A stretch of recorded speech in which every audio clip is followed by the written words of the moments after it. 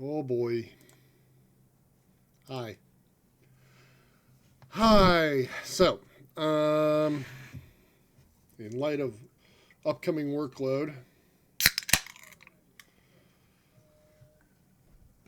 trying to figure out what to play was proving difficult, and so went with Heather's suggestion.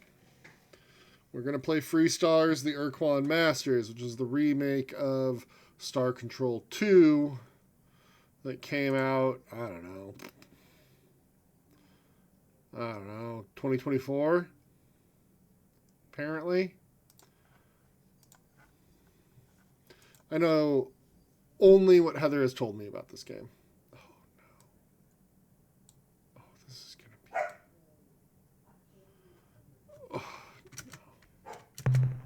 Oh, no.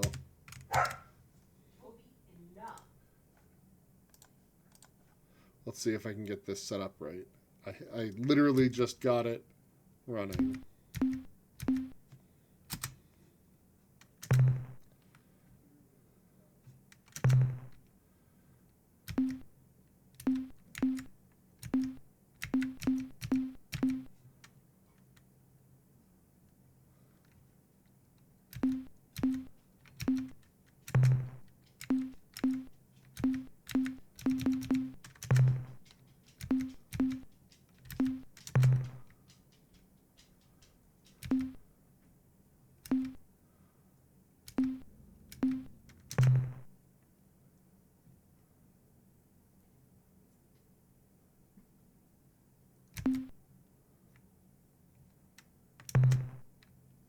Oh, no.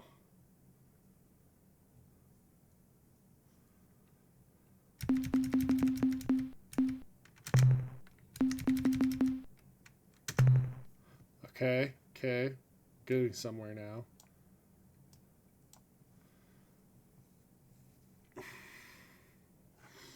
Let's see. Let's see.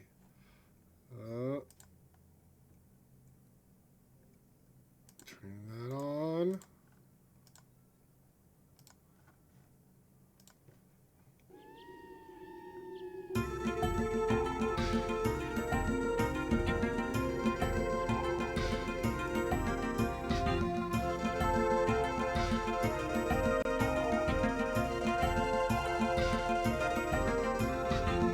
No, the real problem was that it started off on a window this big, and I was trying to get it to scale so that we could have it.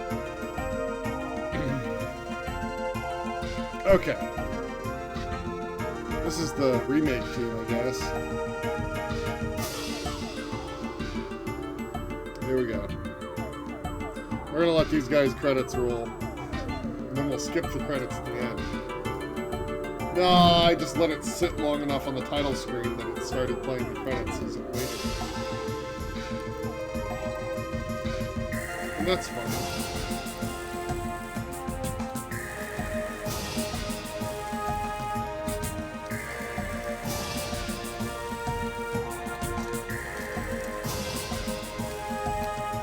Gives me time to get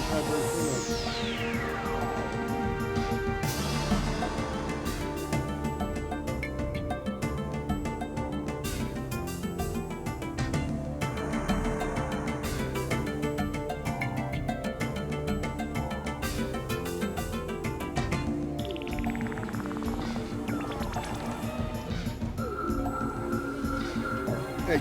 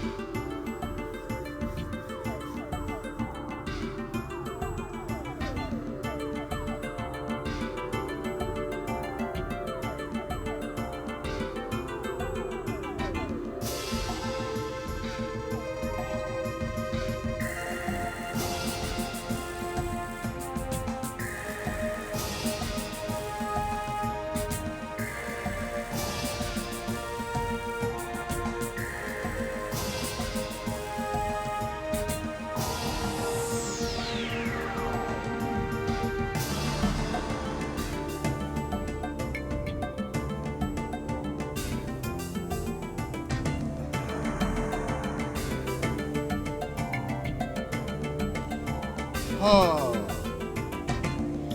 So what I know about this game is that it sounds like it's an adventure-style game, and we're going to be playing it entirely with keyboard because it's an old DOS-based game. Oh, now we get into the original game credits. Probably much so.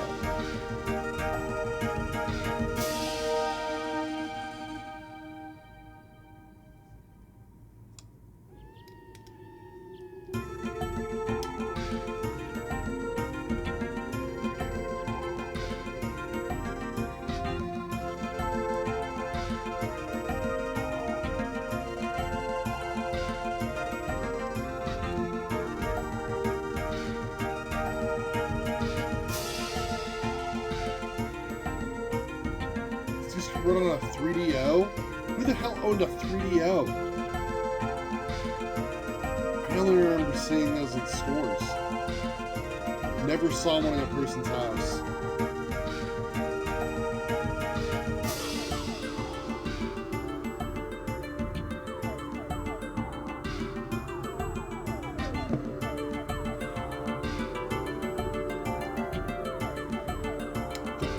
Panasonic 3DO, I believe it was. I think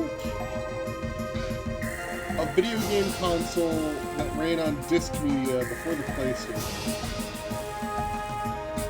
It used a TV remote much like modern DVD Blu-ray player remotes. It was the thing that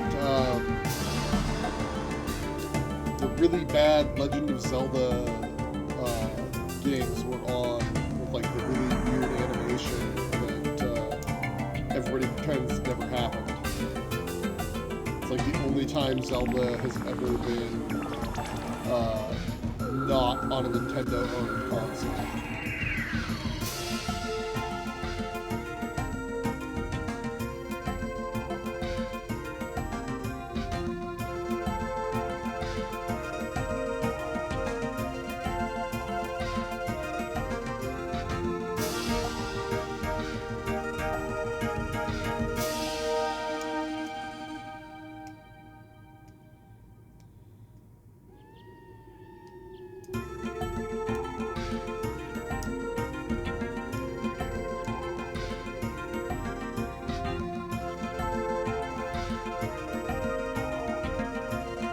It's fully voiced, although some of the voices are more soundy. Yeah, I'm seeing that.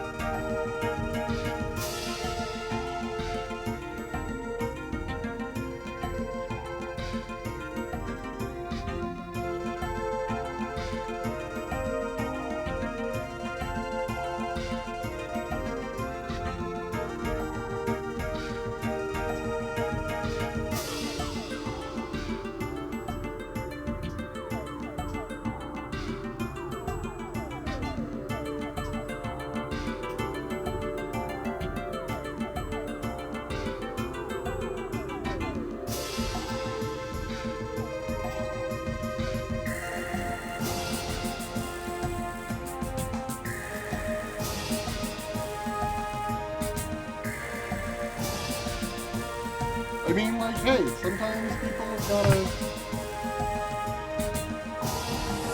participate. You know? It's important.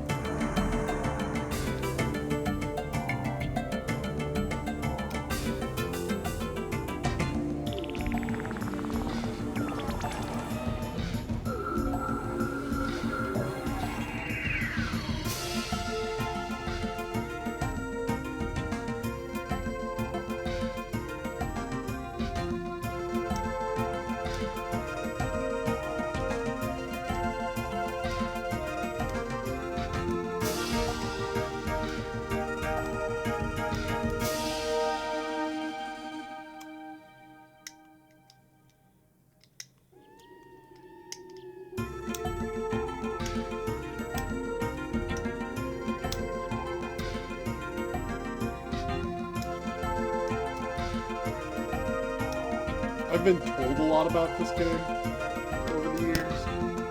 basically know nothing about it. But I have been told I need my book. So we have a book.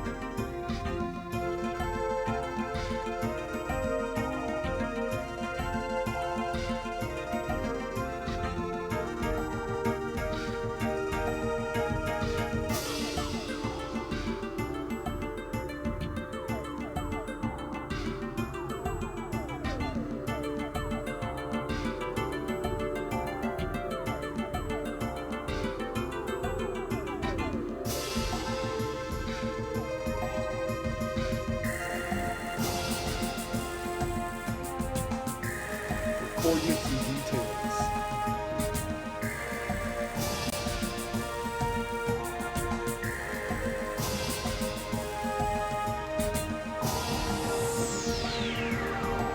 Again, like, I remember seeing a 3DO set up for, like, trial for people to use in the store. I want to say it was at Sears.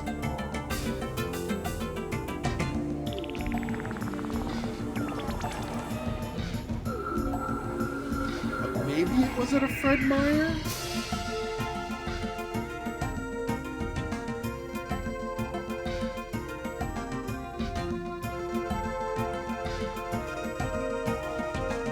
And again, like, I remember, like, trying to play the demo game they had and being incredibly frustrated with how, like, slow everything was.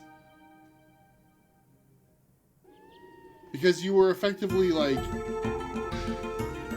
track panning through a CD. You'd go, oh, I need to go right, and that was you selecting off of the flow chart of options, really. And then it would take forever for the CD to, like, read where it was supposed to go.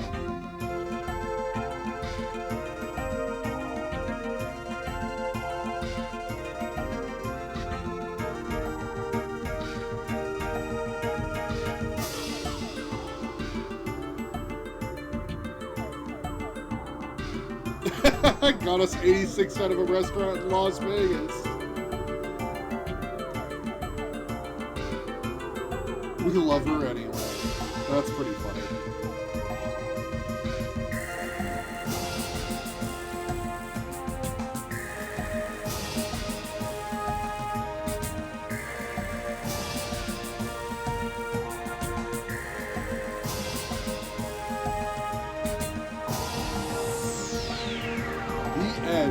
Apparently, I've beaten the game. I got to the end screen. What's the speed run on this game?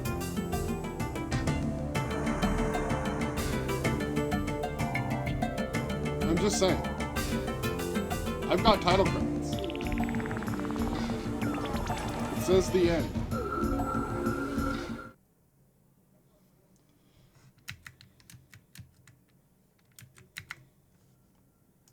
Okay. Here we go. New game. Interstellar Frenzy League presents Frenzy.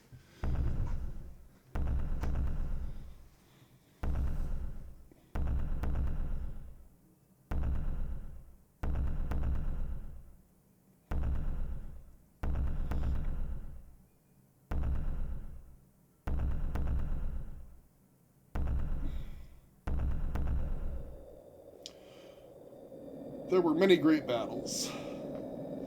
Earth and her partners in the Alliance of Free Stars against the evil Quan and its hierarchy of battle thralls.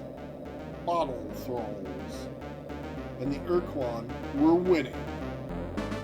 Meanwhile, on the edge of the known frontier, an amazing discovery was made.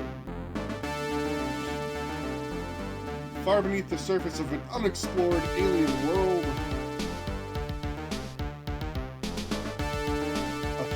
underground city.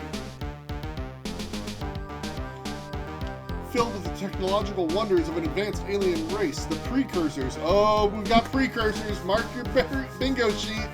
Who vanished 1,000 centuries ago. But then the main Quan fleet broke through the Alliance's defensive line, isolating the planet, stranding the scientists 100 light years away from Earth. They waited hopefully for a rescue vessel, which never came. The end. 20 years have passed. We, the survivors of the research mission, have colonized this world. We continued our investigation of the underground city, and we have discovered its purpose. It is a factory. No! A factory for building starships! Man, that's lucky. But there aren't enough materials to make a complete vessel. Oh, well, unlucky.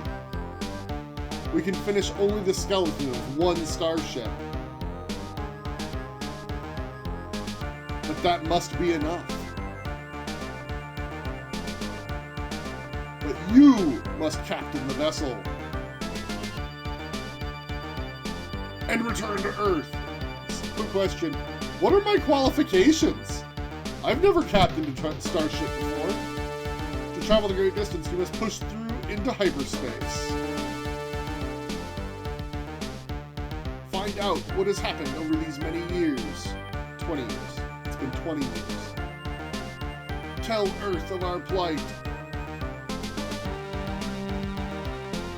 And if the war with the Quan still rages, fight for Earth and the Alliance as well as you can.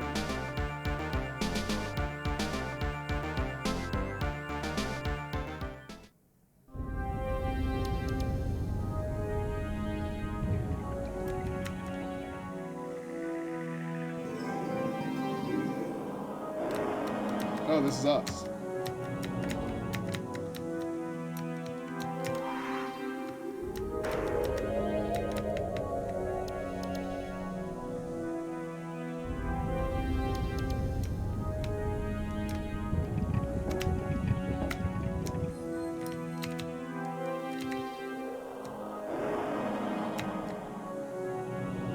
Oh, this is Uranus.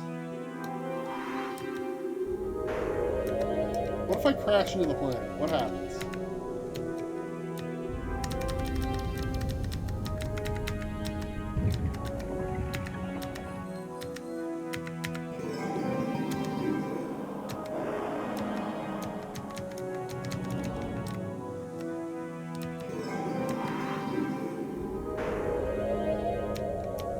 I have 10 fuel, it says? I don't know what that means. We're no longer in orbit.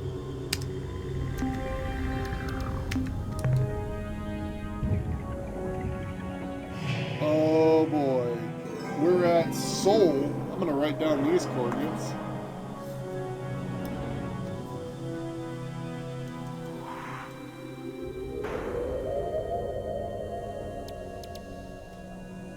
$175.2,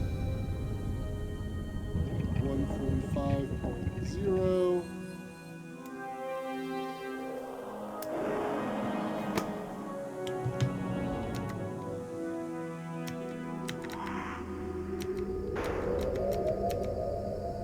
Oh, there's all sorts of places to look at.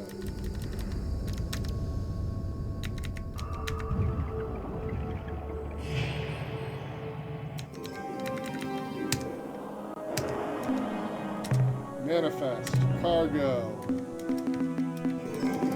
We have no cargo.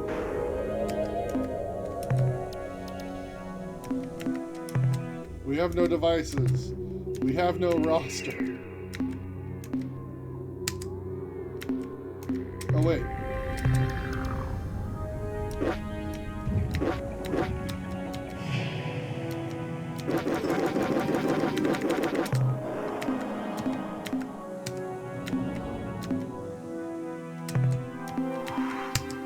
Like, I have a roster, apparently, but I can't look at it.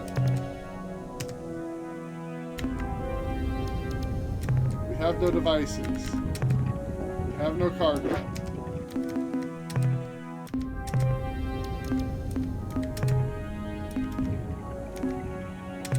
We can enter a name here. Kevin? Oh.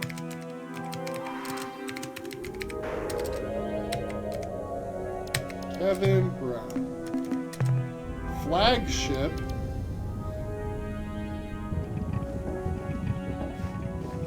Not Vindicator. What's a good name?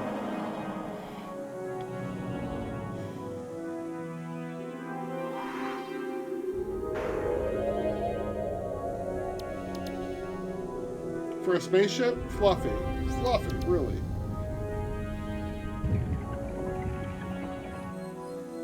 Johann the Second.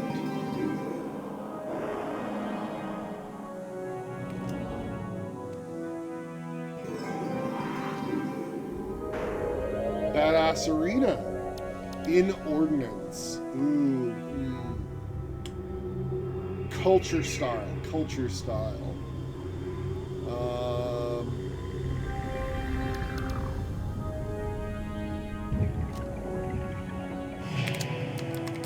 I probably can't write this out. It's probably too long. Violence.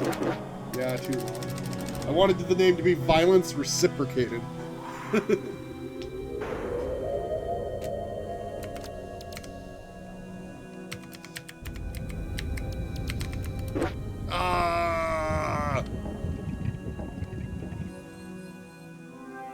Reciprocity would have been good, but it's too long.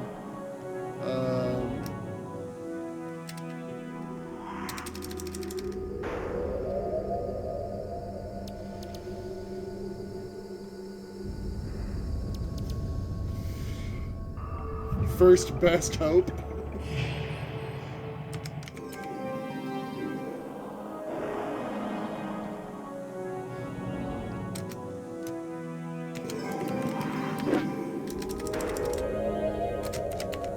First try.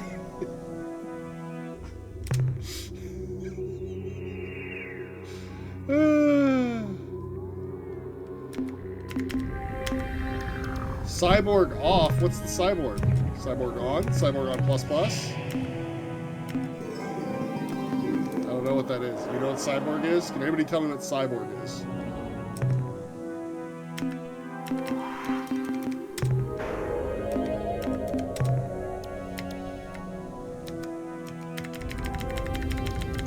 Let's get to Earth. That's where we're supposed to be going, right?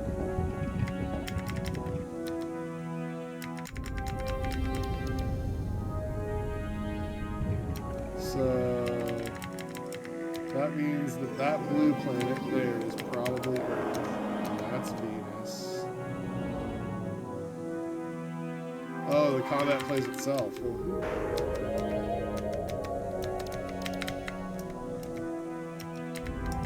Why does that seem bad?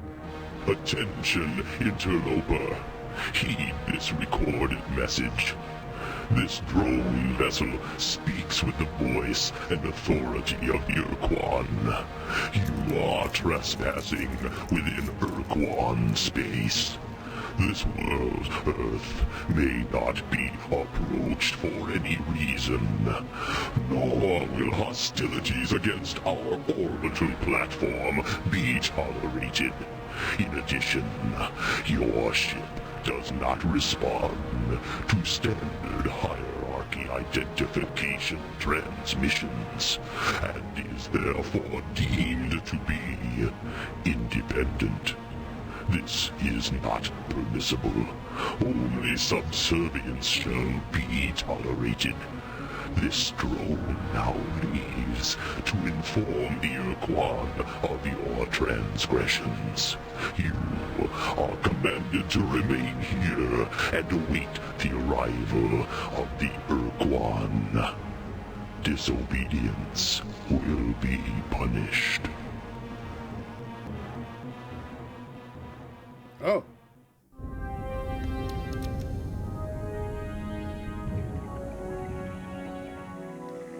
So I should wait, right? I don't want to be punished.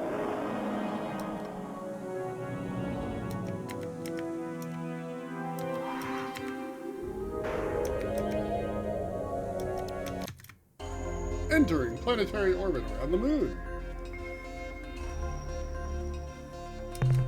Scan.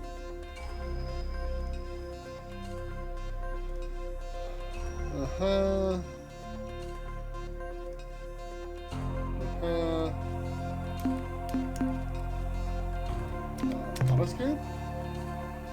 Ooh, energy scan. Ooh, biological scan. Ooh. Dispatch.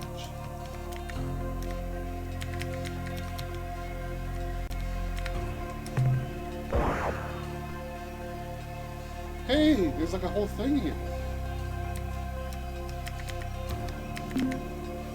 Report from service. We've discovered an alien base and have explored its interior. The installation must have been abandoned many years ago, but great care has been taken to make it appear active. Life support systems are functioning. Fusion generators are full output. Robotic construction vehicles have... Whoa, I missed it. Aw, come on. Oh, it's gone. Dang it.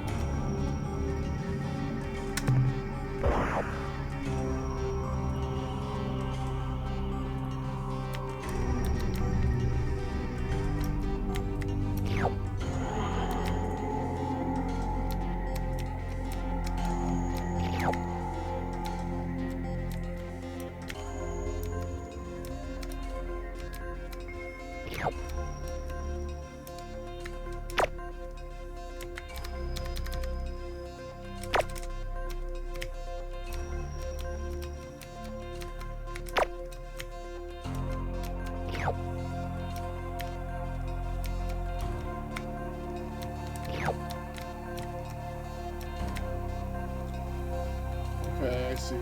The red column is my...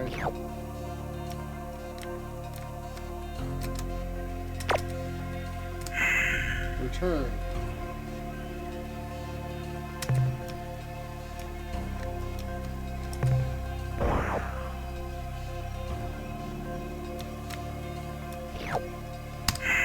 I don't know what I'm doing with this stuff, but I've done it.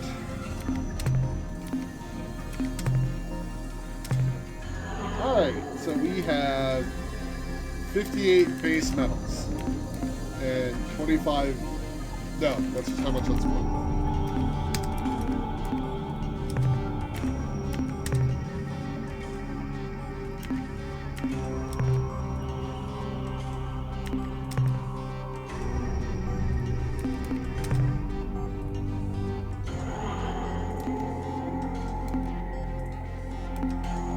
Well, I wish I'd gotten to see what that had to say.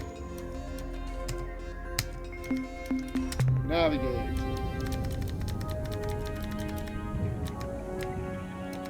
Excuse me. What's your deal? Attention, unidentified space vessel. I am Starbase Commander Hayes of the slave planet Earth. Our hyperwave broadcast is extremely weak. Situation critical. Energy cores exhausted. Scanners and deep radar are non-functional. We cannot identify your vessel. Are you the scheduled hierarchy resupply ship? Repeat, are you the resupply vessel?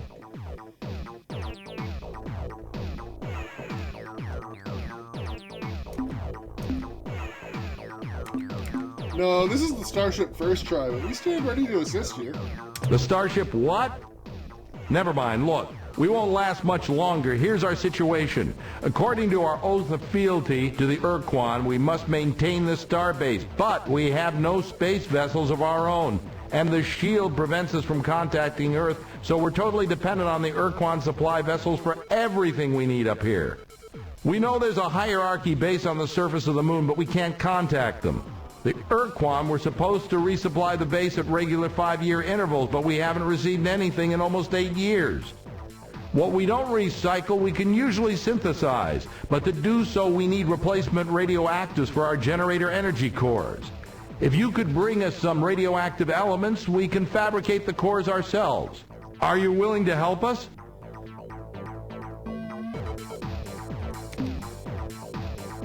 The fastest way to get radioactives in this system would be to land on Mercury and scour the surface for deposits of radioactive elements. But be careful. Mercury's a pretty inhospitable place. Watch out for earthquakes and those high temperature areas. Thanks, I'll make sure to mention this the next time I talk with our masters. I'm sure they will reward you. Uh-huh. I get a feeling they won't.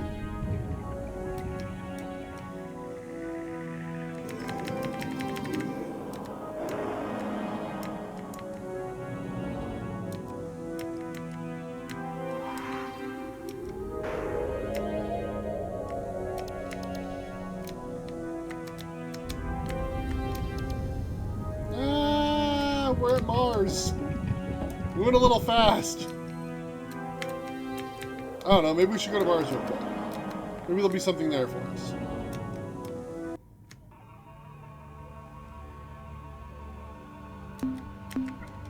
Scan.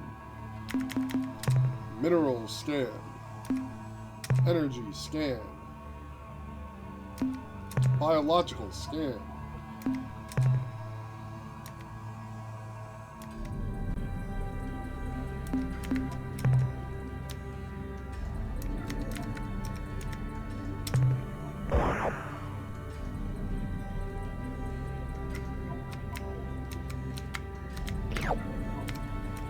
Aluminum. Potassium.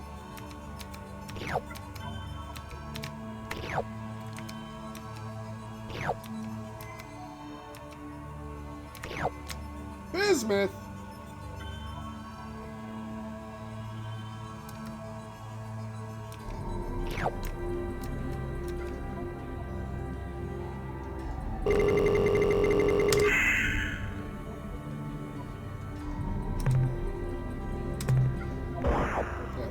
This. Like maybe that was a waste of fuel? I don't know. Navigate. Alright, we need to go in. I can't tell how fast we're going.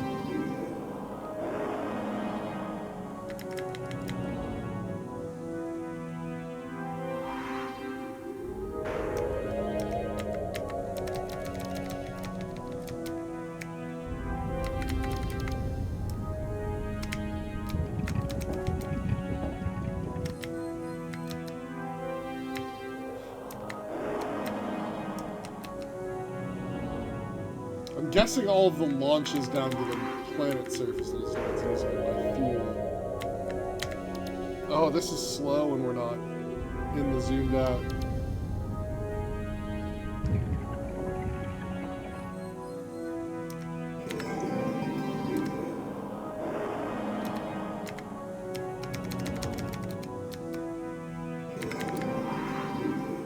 I might need everything, but don't currently have a refuel method. Fair enough.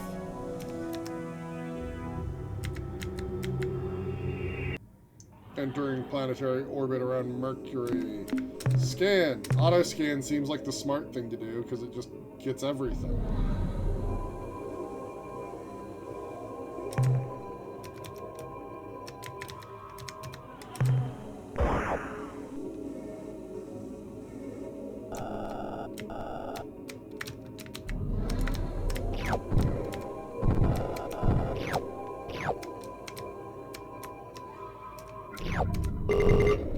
Oh, Lord, cool. Get me out of here. Yeah, okay, so that's what's eating up my launch ability.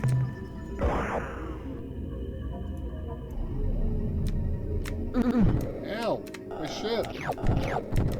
Uranium! Cool, cool, cool. Definitely need some uranium.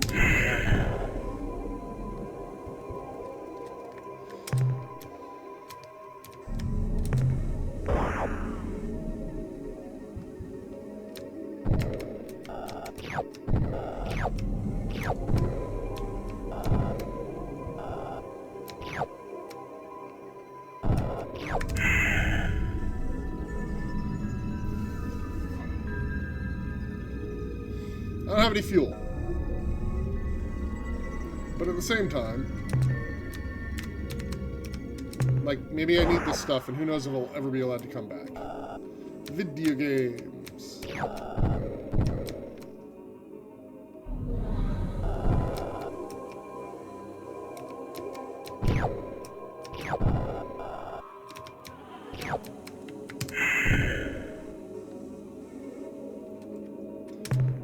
Last one.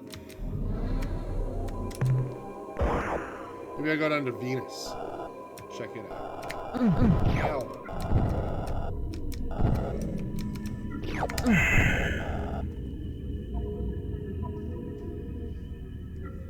Mostly an open world action adventure.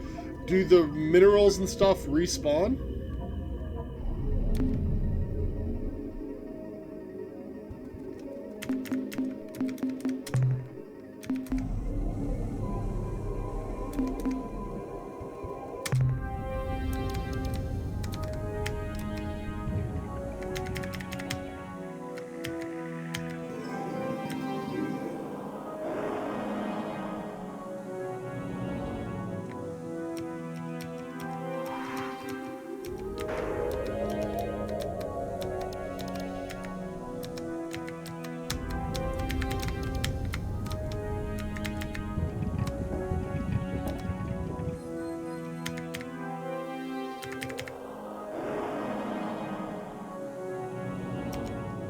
Don't think so, not 100%.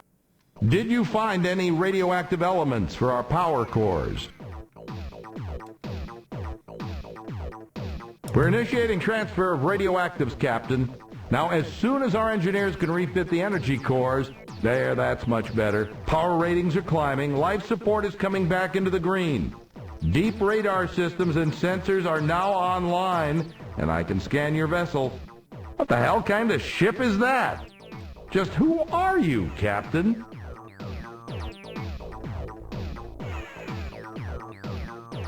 Star Control science mission, huh? Captain, I served as a Star Control officer during the war aboard several cruisers in the Corward Front. And if there'd been any scientific mission to Vela, I would have heard about it. You know, come to think of it, there were some rumors that Corridor 9, the Special Operations Division of Star Control, was directing some hush-hush operation near Androsynth Space. The Vela star system, yes, that would be the right direction. So, Captain, if you say it's true, how do you explain that huge alien starship you're flying? And why are you here? What do you want from us?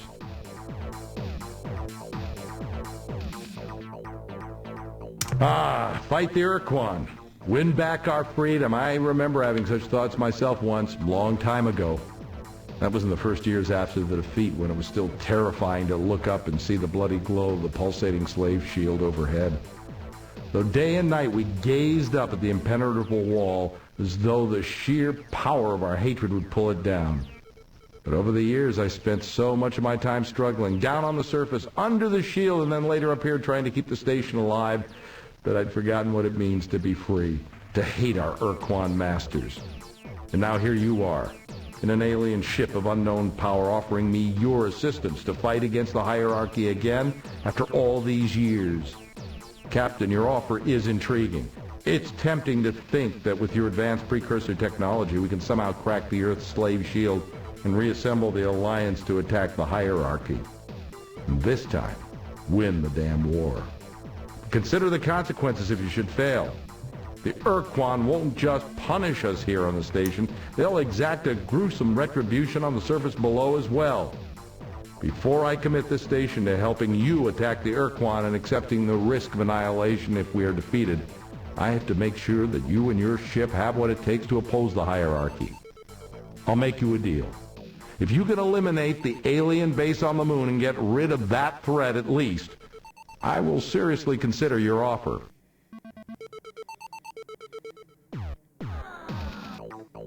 I'll be darned. All these years we've been listening to their incoherent broadcast, and we never even guessed. Captain, listen closely. Long-range sensors show a ship closing on this station fast. Our computer identifies it as Ilrath, Avenger class. I think you've got a fight on your hands, Captain. Your best bet is to wait until you have point-blank range. Captain, it's jamming our signal. fetid breath of the Dark Twin Kazan, a human and an alien starship. How fascinating.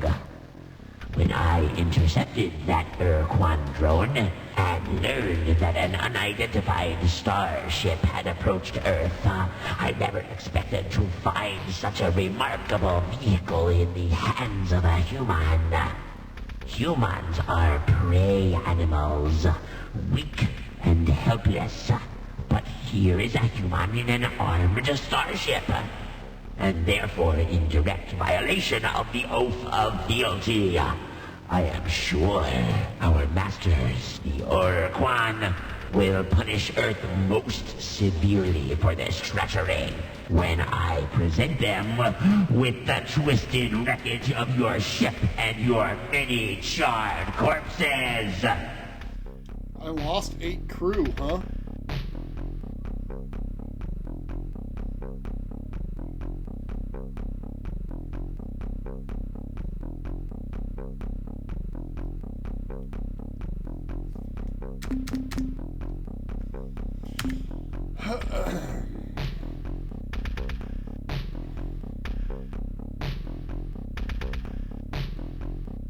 The Elrathi suck, hate away.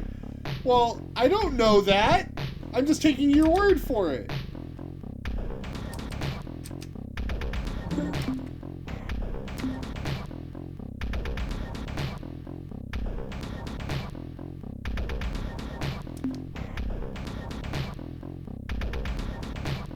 Well, Kevin Brown,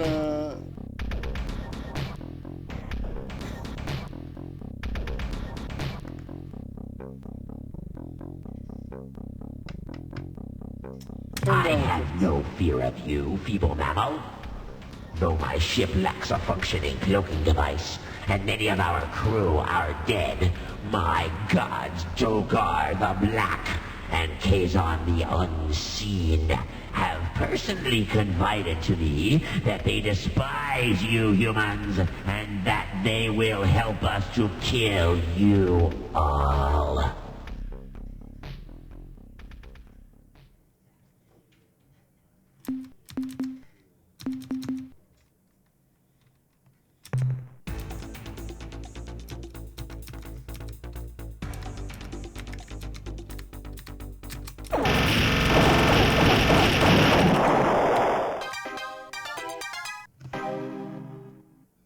What a beautiful sight, Captain. I haven't seen an Avenger blown away like that since the battle in Draco. I guess you've shown that you can handle yourself in battle, Captain. So my last reservation about helping you has been dissolved. I will commit this station to helping free Earth and defeat the Quan. We may get our atoms rearranged in the process, but by God, Captain, we're going to try. So the obvious first step is to get the precursor equipment and software over here so that we can make it work with our ship repair fabricators. But then what, Captain?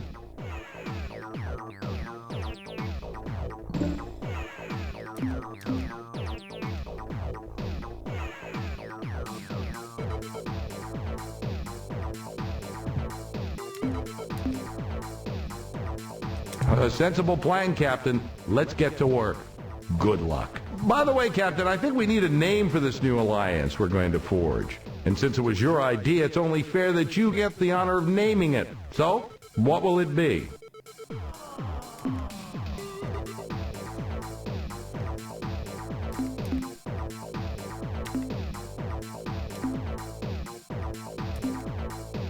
That has a familiar ring to it. Nonetheless, we'll make it so. The United Federation of Worlds. Now, Captain, I expect the configuration process for the starbase to take at least 2 weeks, so let's get to work.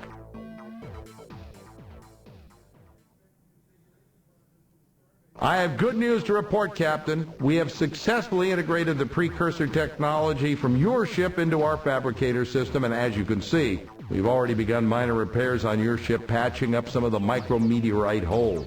We noticed that your ship does not have an emergency warp escape unit, so our engineers rigged up some for you and each of your escorts.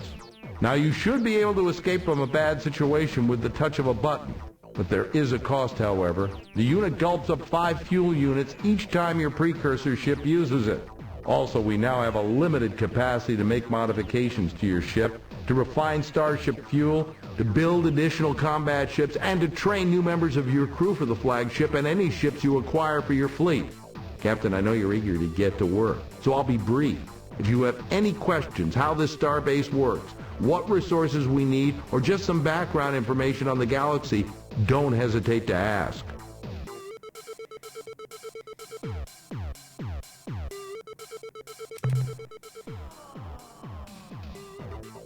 Not a bad job, Captain. Certainly, Captain. What do you need to know? We can modify your precursor ship, build additional combat vessels, and supply you with fuel and crew.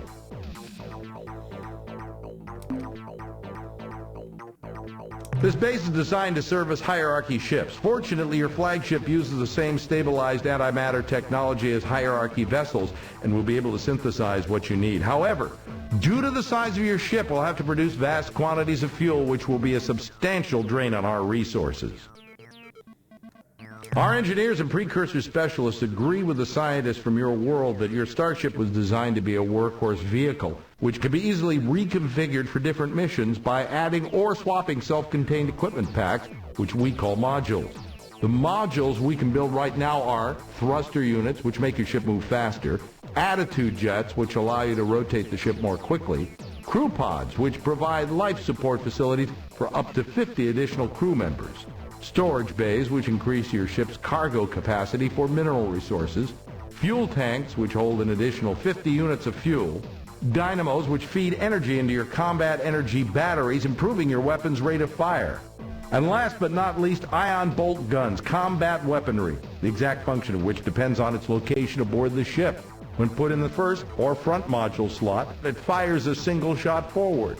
When put in the second slot, it fires 2 shots, spread to the left and right of center. When put in the third slot, it fires 2 shots directly, left and right. And when put in the last or rear slot, it fires a single shot straight backwards. Our shipyard facilities are sophisticated and fully automated, permitting a handful of starbase personnel to do the same job as 500 vac-suited construction workers. However, the only designs that we had in our computers were incomplete hierarchy ship designs. Things looked grim until one of the officers came forward with an amazing story. Even though the Quan destroyed every Earthling cruiser in the fleet nearly 20 years ago, one of my maintenance engineers was a Starship production assistant at the Detroit shipyard. When Earth was conquered, she was ordered to destroy all ship construction databases. But she secretly made copies of the blueprint discs and then kept them with her ever since. Convenient. These discs contain all the data we need to build as many Earthling cruisers as you want, provided you, Captain, can supply the large amounts of mineral resources required to build those vessels.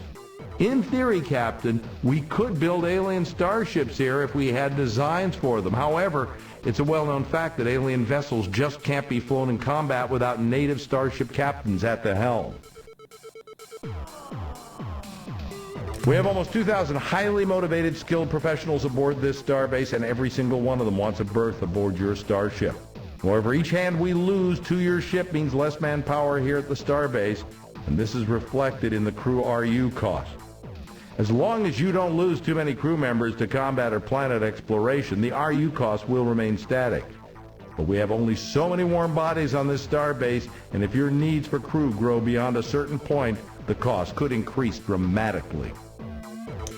Yeah, I feel like it's already gone up a lot. As you know, Captain, we've committed the entire output of this station to building your flagship and your battle fleet into the strongest force possible. However, our resources are very limited, and we feel you must decide how we are to spend our effort and materials. To aid you in making these decisions, we have implemented a resource allocation scheme. We provide you with a numerical assessment of the station's resources and ascribe a cost to each task we can perform and each device we can build. It's up to you to decide how you're going to spend your resource units, or RU as we call them. To acquire more RU, you must bring resources back to the starbase. These resources can be either in the form of mineral ores gathered from planet surfaces or already refined metals and other valuable materials from the wreckage of enemy starships.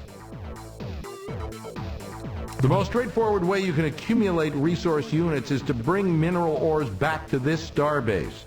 There are probably enough resources in just the nearby dozen stars to build your ship into a powerful battleship or to create a strong task force of combat vessels. I would also recommend that you build several additional storage bays. When gathering minerals, focus on cleaning out one star system at a time. This way you minimize the cost of travel through hyperspace. Good to know.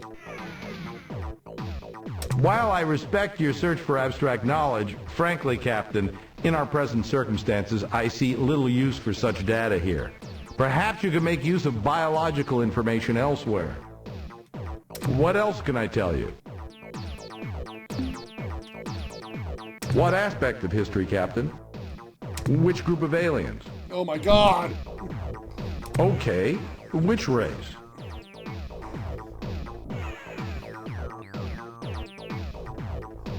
The Shofixti are a race of intelligent marsupials who had been civilized for only a few decades when the war began. They were discovered in the Delta Gorno star system by the Yehat, who adopted and then uplifted the Shofixti, giving them advanced technology and cultural definition.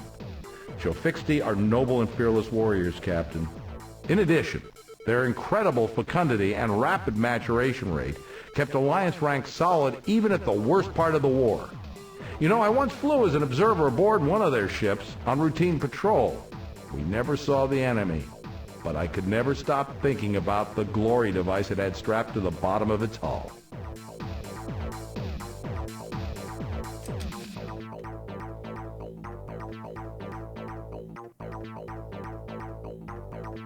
Delta Gordo.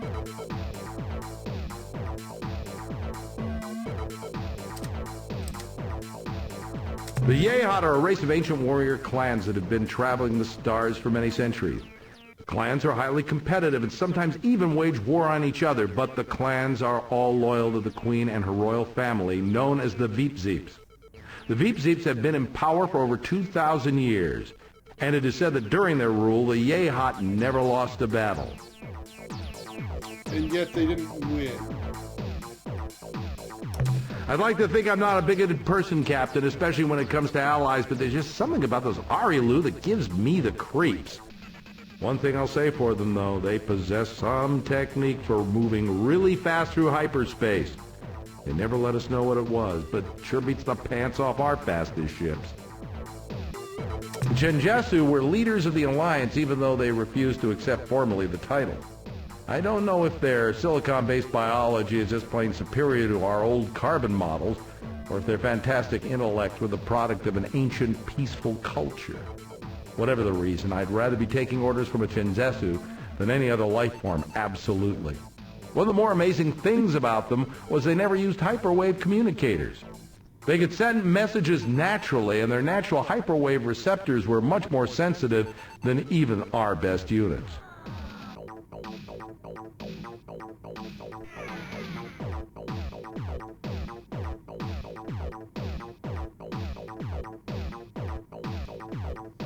We didn't really get much of a chance to learn about those mechanical beings, but I'll tell you what I know. They're the product of a distant, unknown culture who sent a giant factory ark into our region of space many centuries ago. The Mother Ark, that's what the Earth Press called it, turned out millions of robots and finally broke down. I don't know why the Myrnaherm didn't repair the Mother Ark. Maybe they can't. My personal guess as to why they were sent here is that they're on the leading edge of a colonization project. And once the Myrnaherm have tamed enough new worlds, the genuine colonists, whoever they are, will arrive and claim their due.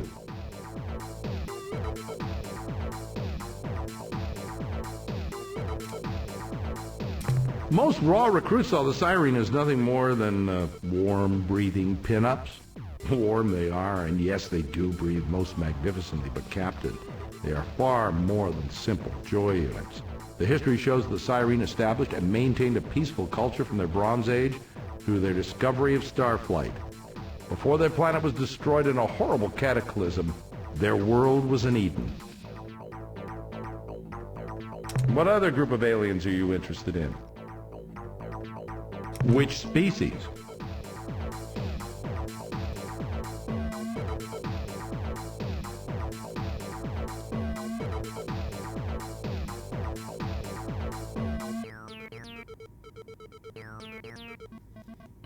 Our enemy is cunning, relentless, and possesses technology superior to all, but perhaps that found aboard your starship. The Urquan are born, live, and die for one purpose only: the subjugation of all other intelligent life in the galaxy. Why? I don't know. They'd probably have an easier time just destroying intelligence, but they're very careful not to use more force than is necessary to achieve their victim's submission. I'd sure like to know what made those wormy bastards as twisted as they are, and I'd like to know why they keep on the move, never stopping longer than it takes to enslave whomever they find. The Mycons are hard to get a handle on. In fact, I'm not sure any human has ever had a real conversation with a Mycon. What we know of them, we've learned from their corpses, which, I may add, have a nasty habit of coming back to life when thawed out from a decompression quick freeze. Mycon ships seem to expend a significant amount of energy on life support. This is probably because the Mycon only thrive in temperatures close to the melting point of lead. As far as we know, the Mycon are the only race to actively seek out the Urquan in order to become combat slaves.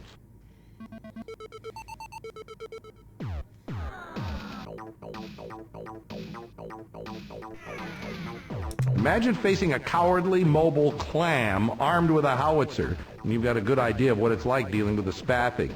Although they tend to avoid battles as much as their masters will allow, once in battle, a Spathi eluder is one tough cookie.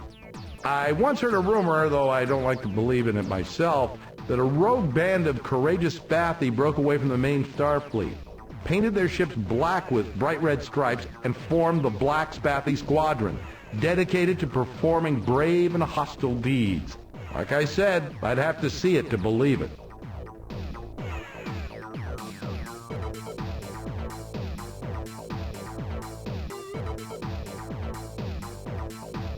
It's unfortunate that the Umga fell to the Urquan so early in the war, because I suspect we would have gotten along well with those big blob creatures. At the very least, it would have been entertaining. We know them a bit better than most races because they were eager to talk with our ships before, after, and during battle. The Arilu intimated that they had a relationship with the Umga before the Urquan arrived, but I don't know any details.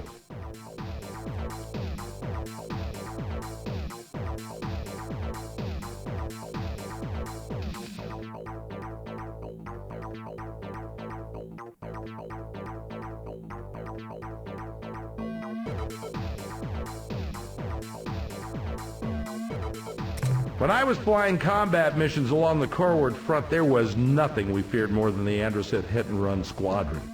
Their blazer ships were more than a match for our cruisers, so we stayed clear of Eta Vulpeculae, their home star.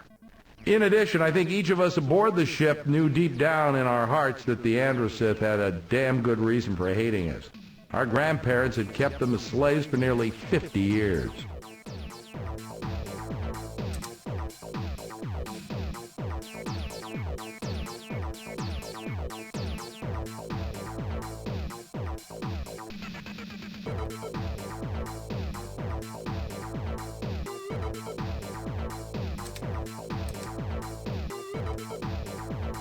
I still have nightmares about those spiders taking me prisoner, using me as one of their 6 sacrifices to Dogar and Kazon, their twin gods of destruction and torment. Those guys were almost as scary as the Androsynth to those of us in Deep Space Patrol. Their Avenger ships could appear out of nowhere and melt a cruiser down to slag in seconds. Luckily for us, the bulk of the Ilrath fleet was thrown against the Genjesu and the Myrnaherm.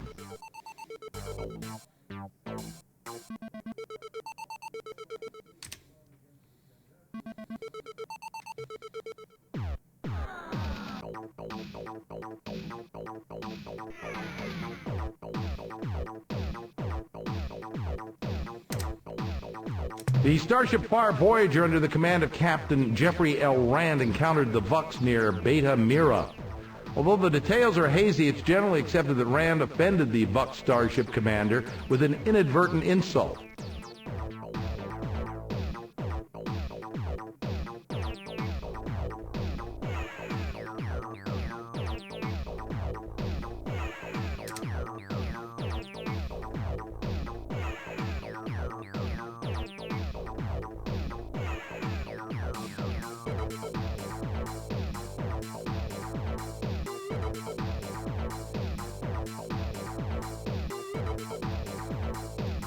No, that's not why.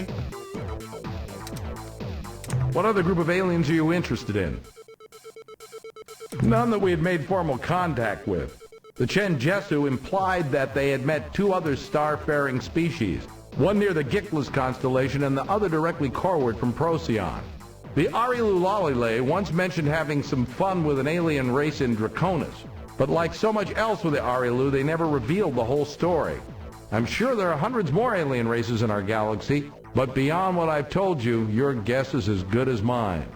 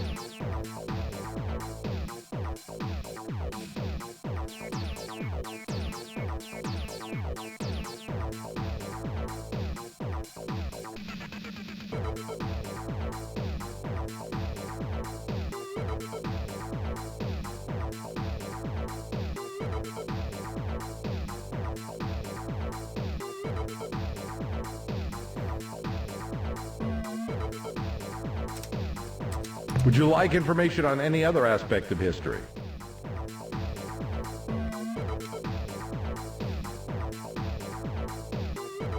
Okay, so I've got a bunch of stuff written out about potential aliens to run into. What about the war? Oh my god. He said he was going to make this short.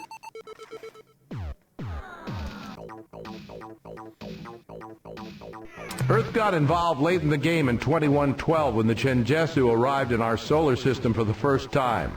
So let's back up a few years to 2098 when the Chen Jesu super-sensitive receivers detected a strange signal from the Ophiuchi constellation. Though even the Chen Jesu didn't know it, it was the first sign of the Urquan's arrival. The Urquan, having detected the presence of many sentient species, were beaming out an exulting hunting cry. The first direct evidence of the Urquan's intent was the sudden conquest of the Umga, a solitary though not unfriendly species in the Orionis constellation. The Chen Jesu, distraught by the invasion, were further angered when the Urquan turned their fleets on the hostile but weak Ilrath race. A hastily assembled defense force of Myrna Hermann Chen Jesu vessels turned the Urquan fleet aside, but the invader moved into Spathi space, rapidly subjugating that race. With each new conquest, the Urquan fleet grew larger as it added slave vessels to its ranks. Earth joined the Chen Jesu to form the Alliance of Free Stars at about the same time as the Androsynth stars fell to the Urquan Armada. Before the ink was dry on our agreement with the Chen Jesu in 2116, a new race appeared in orbit around the moon and asked for admittance to the Alliance. It was the Arilu Lalile.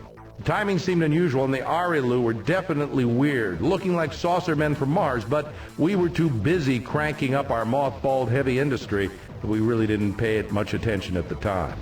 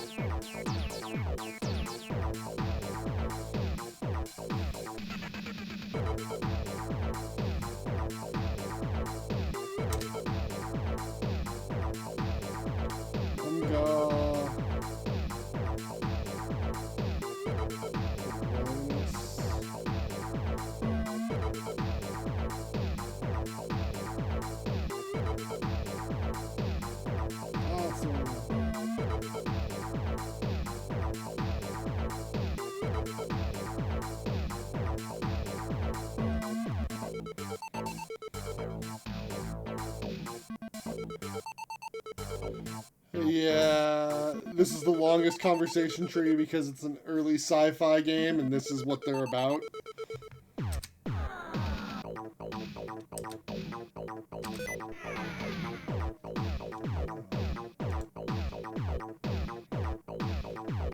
At the start of the war, here on Earth, we were working like crazy, churning out hundreds of heavy cruisers and smaller support vehicles.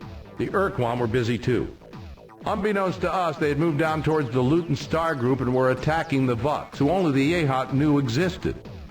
Our botched first contact with the Vucks took place in 2119, and it was the biggest single mistake we made during the war. After defeating the Vucks, the Urquan fleets ran smack into the combined might of the Yehat and Shofixty, supported by the first wave of our cruisers. Again, the Urquan turned away from the hard spot to attack the weak, though we just thought they were running away. In fact, the Urquan had found another independent alien race, the Mycon, in the Brahe constellation. The Mycon's voluntary submission to the Urquan brought the return of the Urquan fleets, now swollen with 100 devastating Mycon pod ships. The last entrants to the conflict were the Cyrene, a race of space gypsies who had escaped the hierarchy by moving their vast fleet of slow-moving habitats into human space. With the side set, the last Urquan offensive began.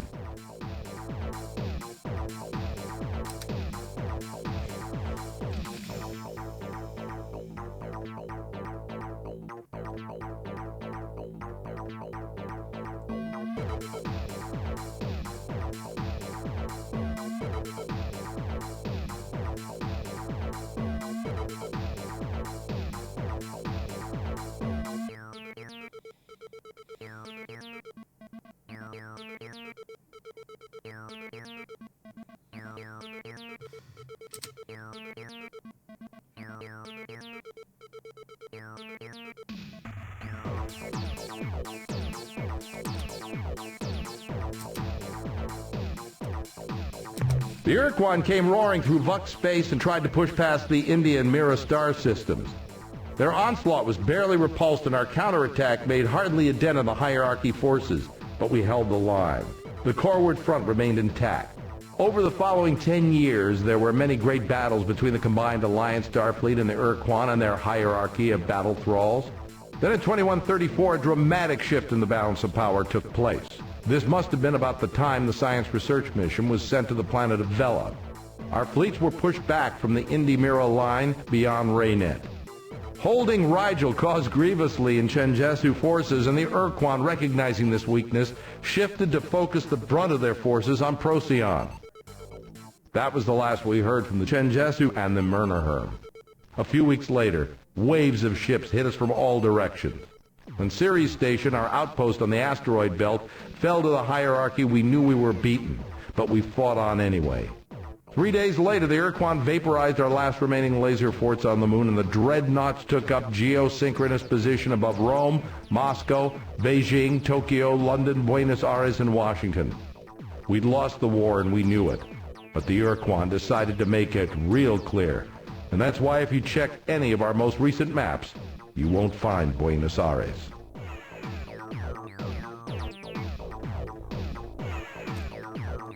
After the UN submitted their formal surrender, we were given a week to decide the nature of our servitude. The Urquan demanded that the decision be made through popular vote. When all the votes were tallied, Earth had chosen not to fight for the Urquan. We had become a fallow slave world. We were given a month to withdraw all of our people and equipment to Earth. Anyone or anything left off-planet would be destroyed after the shield went up. Then the Urquan broadcast an odd message. All objects of human construction more than 500 years old were to be abandoned. We didn't know what the Urquan meant until they moved their dreadnoughts into new orbital positions and opened fire on the surface with their fusion weapons. In seconds, large sections of London, Paris, and other European cities were incinerated. At first, we thought they were going to annihilate us after all. And we noticed they were also striking such targets as the Giza Pyramids, the Parthenon in Athens, and Stonehenge. Curiously, the United States was almost untouched. The flaming rain lasted 40 hellish hours. It took days after we crawled from our smoldering shelters to realize what the Urquan had done. Our new masters had targeted every building, monument, or other man-made construction older than 500 years and destroyed it. In those 2 days, we lost most of the history of mankind.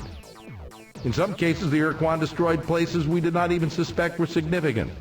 From their positions in orbit, the dreadnoughts blew away a kilometer of land in central Iraq, vaporized several targets in the Amazon rainforest, punched a big hole through the Antarctic ice cap to destroy something deep under the surface, and melted a broad swath of the ocean floor in the southeastern Atlantic. Then, just a couple of days later, the shield went up, and our contact with the outside world stopped. The next time I saw the stars was 8 years ago, when I was transferred up here to be the new commander of this starbase. Would you like any information on any other aspect of history? Wow.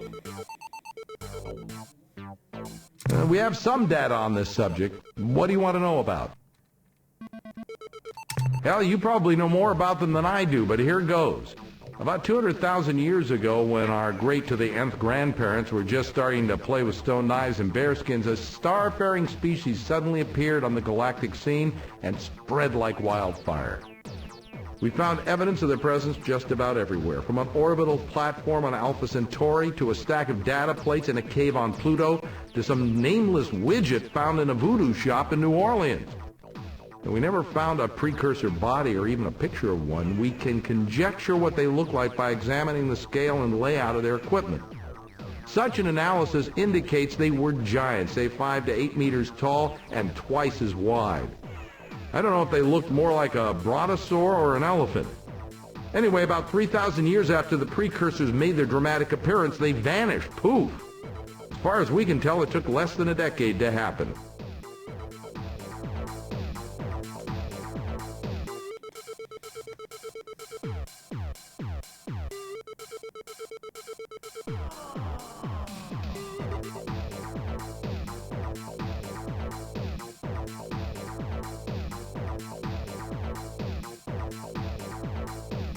Reason to go to Pluto now. You mean besides the precursors? Well, the only information we have is secondhand based on some research by a Chenzesu historian that I read at the Academy. Zed-Sert-Sek, the historian, found some evidence that there was a group of alien races who formed an interstellar empire not too far from here about 22,000 years ago. The only species in this empire actually lived in our region of space was a race of rock-like creatures who lived in the Vulpeculae constellation. The presence of the hostile androsynth in that part of space severely limited Zed-Sert-Sek's research. He never even found out the race's name.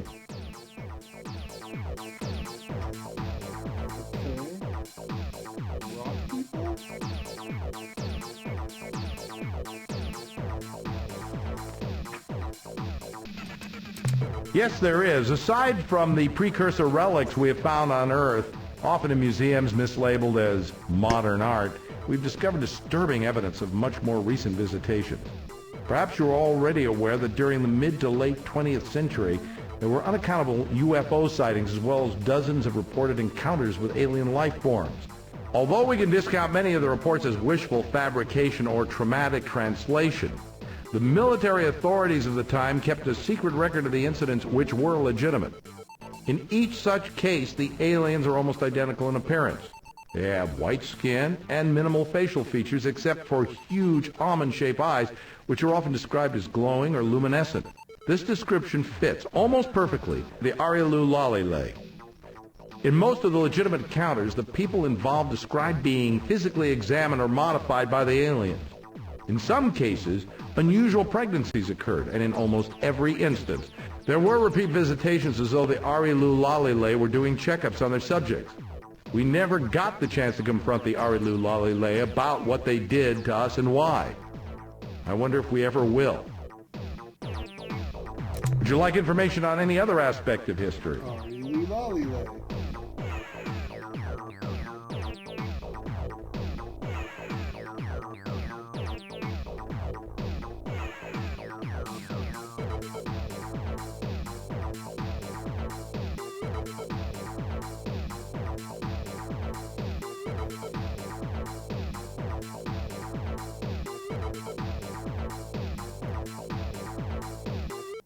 Sure.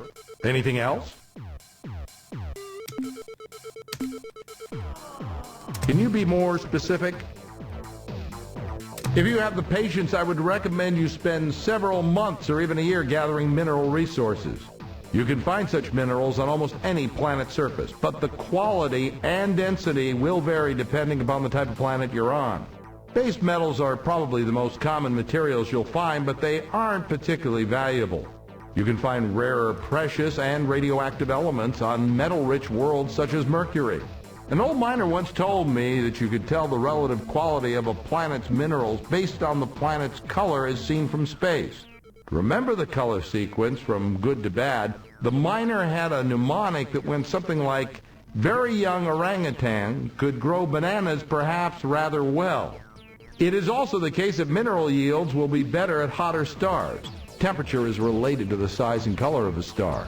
Red stars are the coolest, then orange, yellow, green, blue, and the hottest stars are white.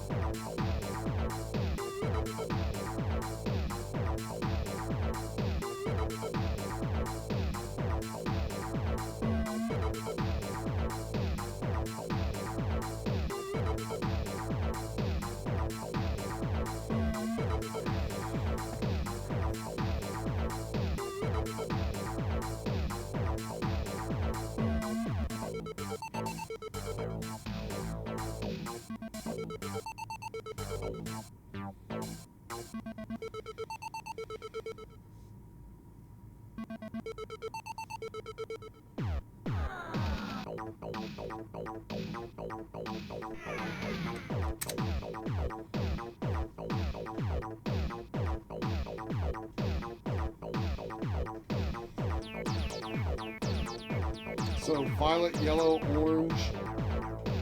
What's C? Cyan, I guess? Green, blue, purple, red, white. For the planets.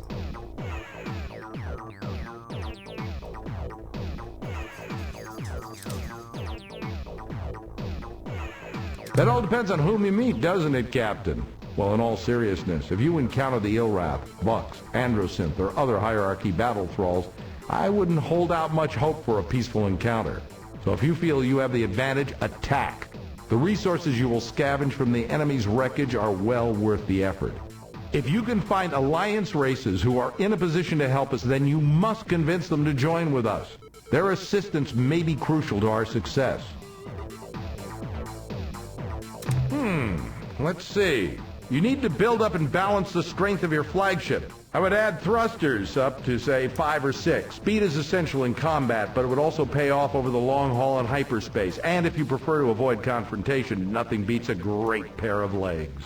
I would add turning jets for increased maneuverability. I would add enough weapons to defend yourself if you're caught without escort ships. You need more crew, at least 50 to make productive voyages into space. You need additional fuel, at least 50 units. Your weapons will be underpowered in combat if you don't have at least 1 dynamo. Use the resource units you have accumulated to improve your flagship.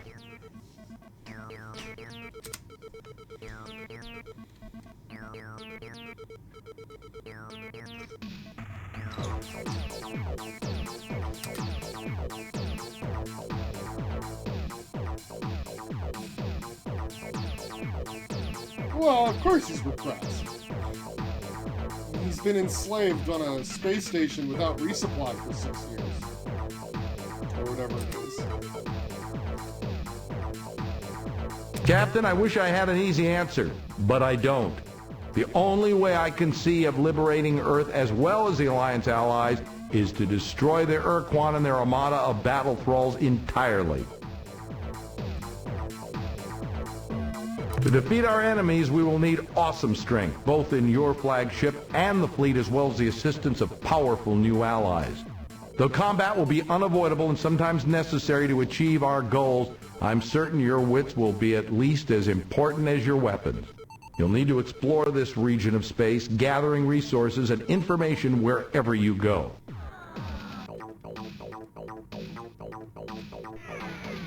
I don't know, Captain, but I suspect their battle thralls know more than we do, so I suggest you try to gather information from them, perhaps by force.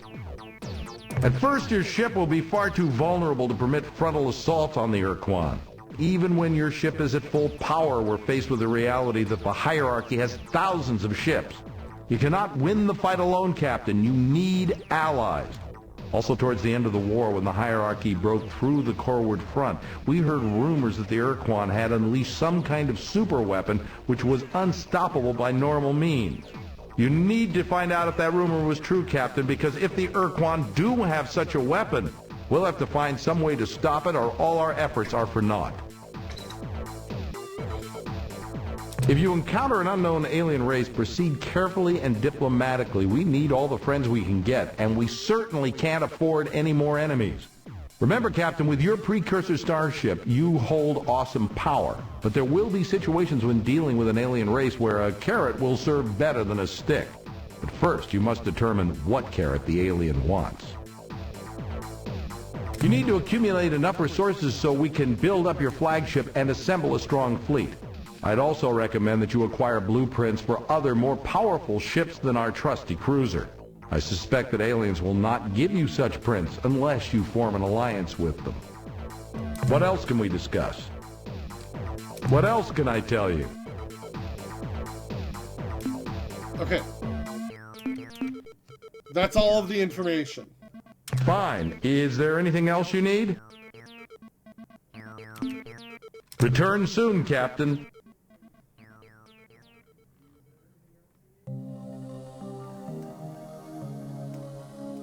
Okay. Let's outfit our starship. Alright. He said, specifically, we need to have 50 fuel if we want to be serious. So...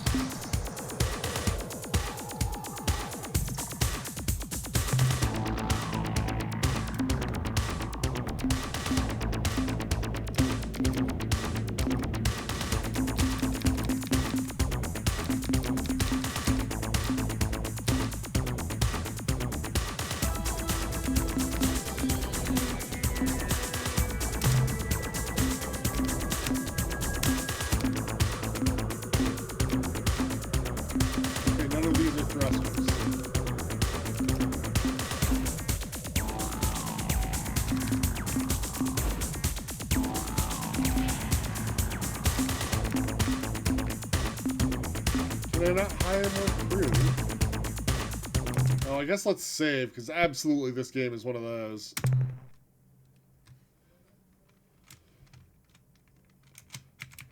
Talkie. I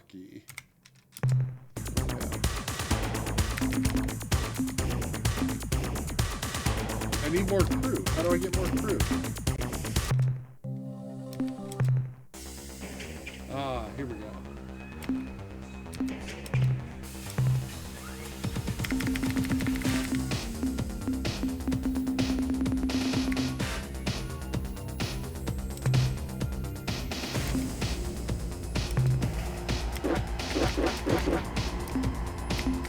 As many as I can carry.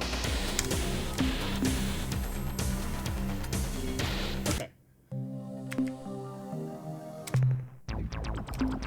So we have 2,745. So let's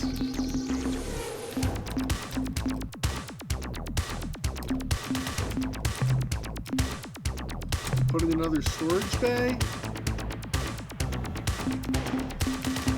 And then he said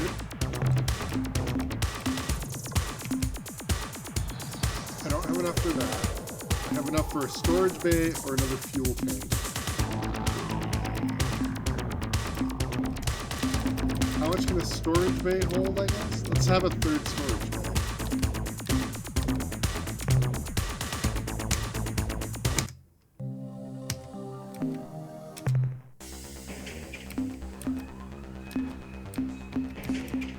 Alright, so I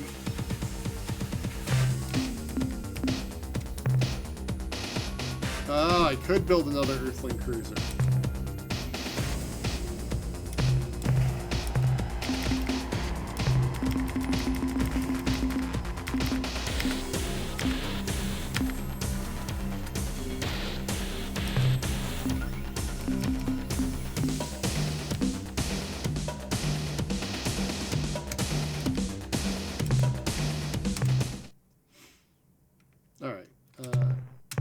save that again. We are now almost broke.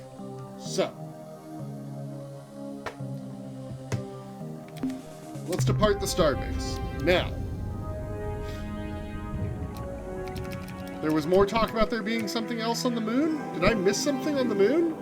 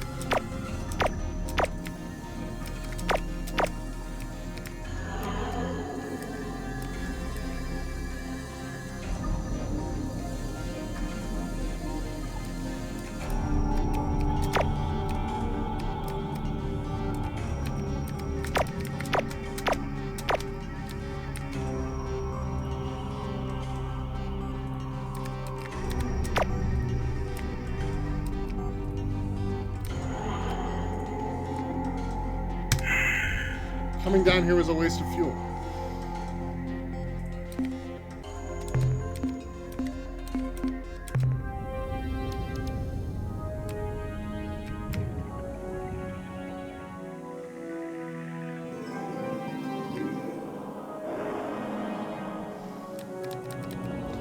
Okay.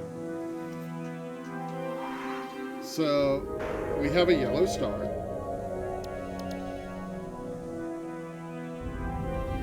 Earth's a blue planet, but like Mercury's a red planet.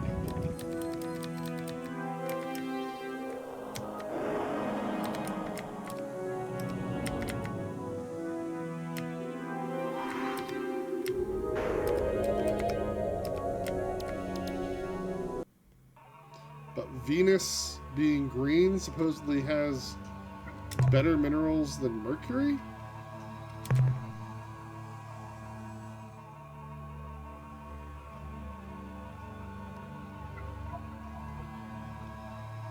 Yeah, it was absolutely clean out other planets. Oh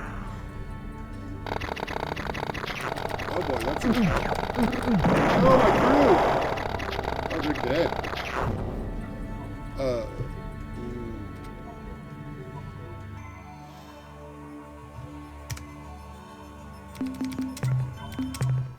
We're not going to Venus.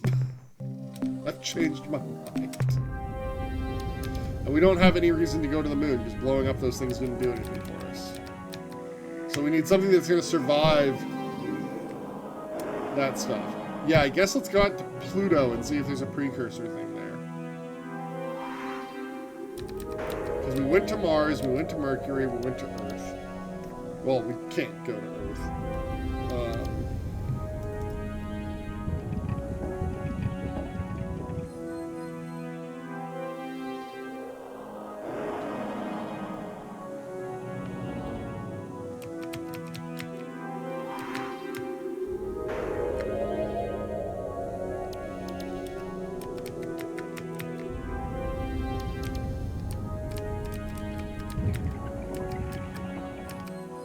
Jupiter?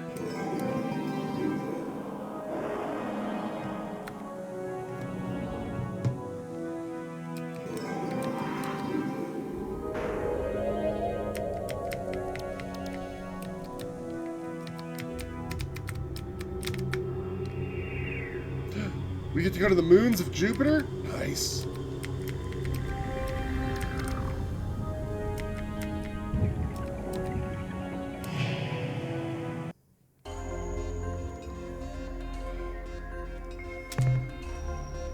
to Io.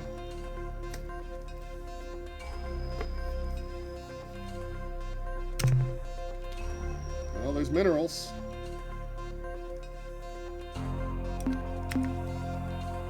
Now, this I guess would be a pink world?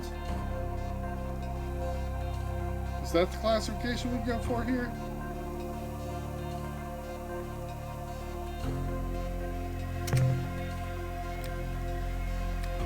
I'm worried about getting blasted by the environment as soon as we land, so we're gonna hit escape as soon as we must.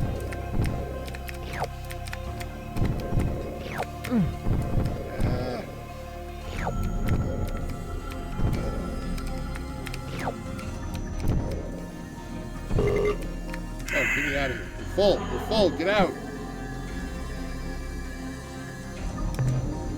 Oh, so as soon as we send a crew, like, that crew's gone?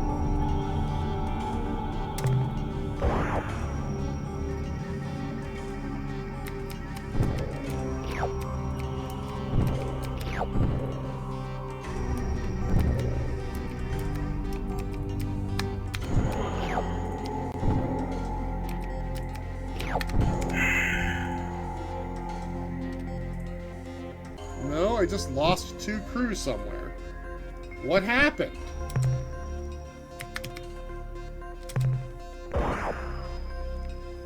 I guess that's who the green dots are. That's the health on the ship. Get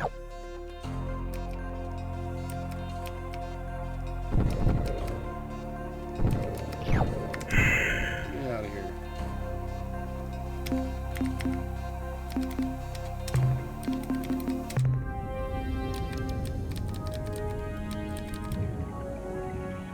Like, Jupiter itself isn't going to offer us anything, right?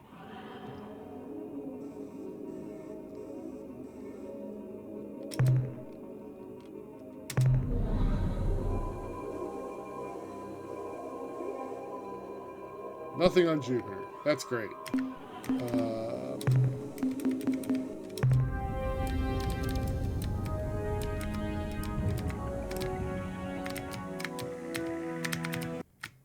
Alright. Welcome to Europa.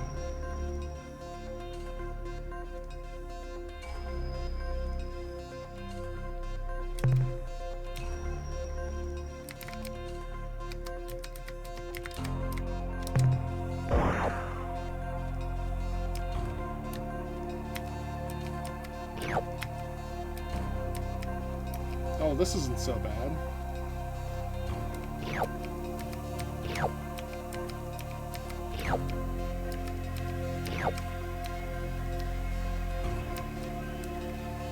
I guess I should probably just leave because I'm not going to be able to take all of it.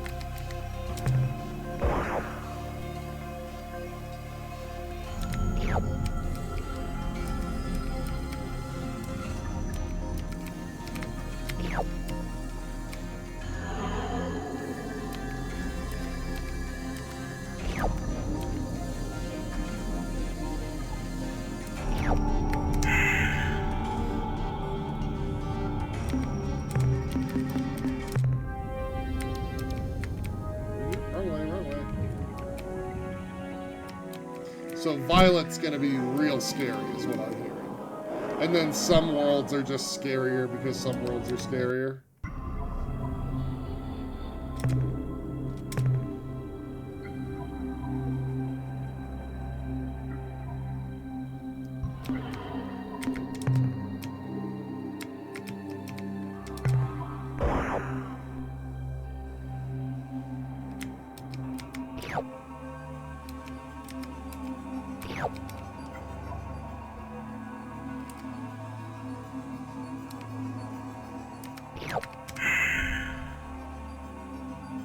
How are we doing for storage?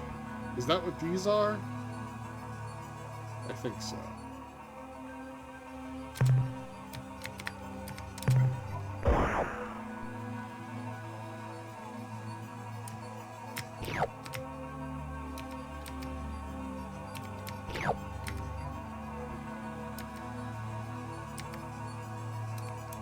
Venus looked green to me. So you're saying probably avoid the violet world. Alright, here's what we're going to do. We're going to save. Violet danger.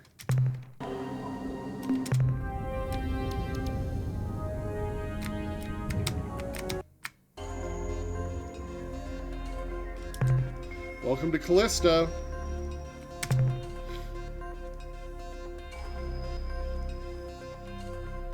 Oh, well, there's nothing here. We don't even have to do anything here. We're great. Moving. Start.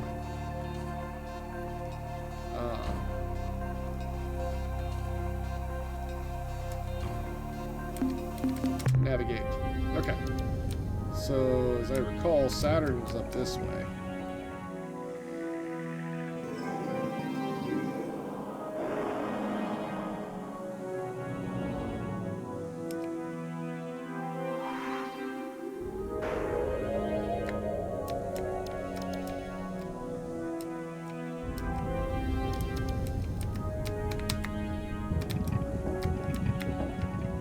What? Only one moon for Saturn? I call shenanigans.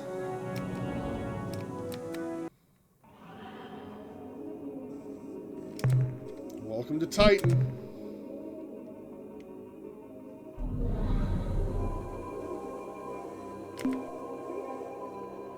It is from the 90s? You say that like we don't know about the moons of Saturn.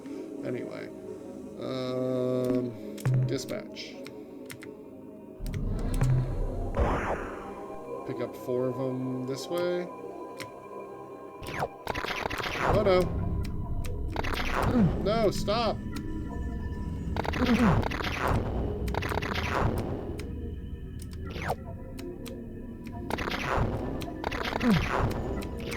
Get out of there. Damn, that sucks.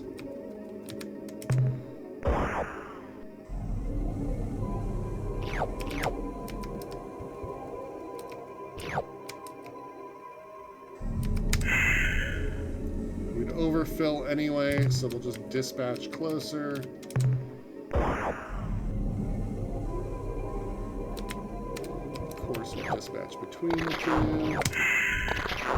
And it was all for calcium, so it probably wasn't worth the trip.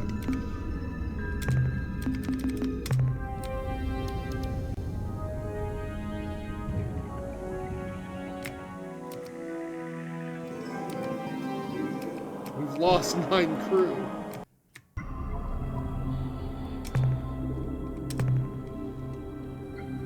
I realize it's a gas giant. I'm just curious if it'll actually, like, trigger something, because I think it would be neat. Alright. I think I saw Neptune up here. We already stopped by Uranus, and I don't remember it having a moon, so... Neptune?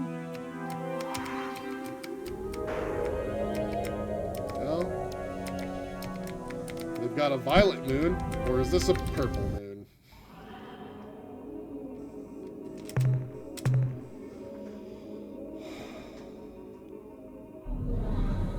Alright, well, we've got some minerals.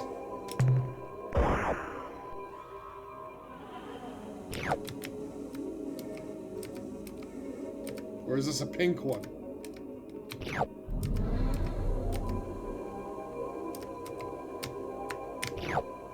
I think it's pink, given how little we're getting from these.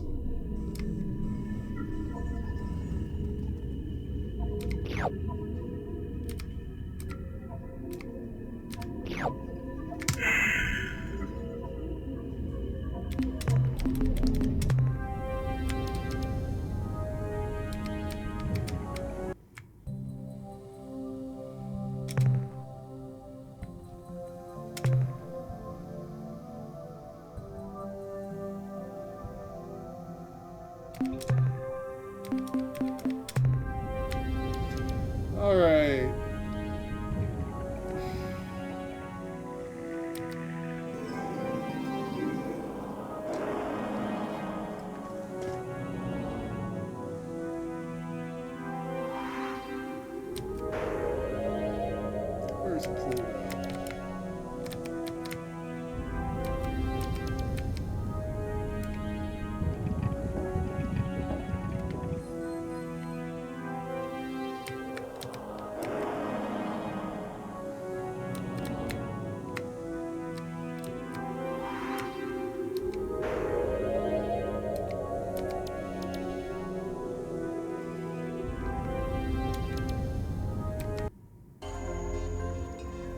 At least they have it rotating the right way.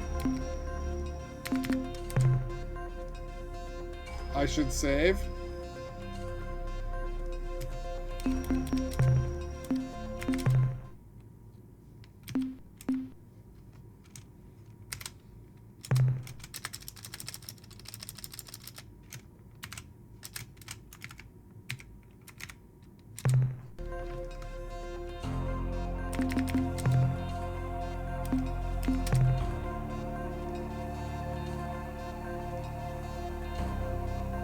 Nothing here.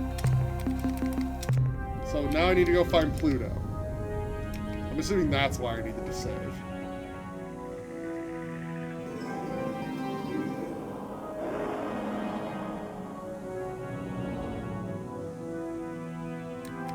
Now where's Pluto?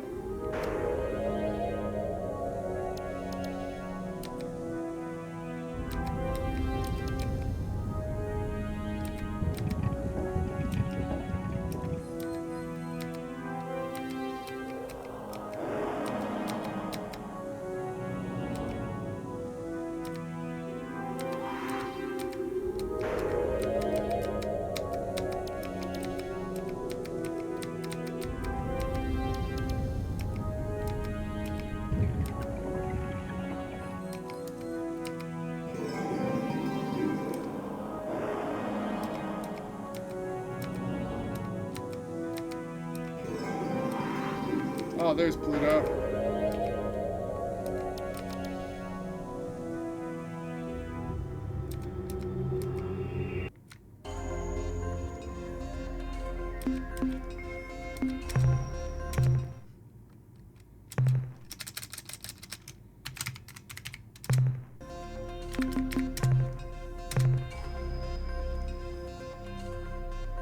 Oh, energy marker.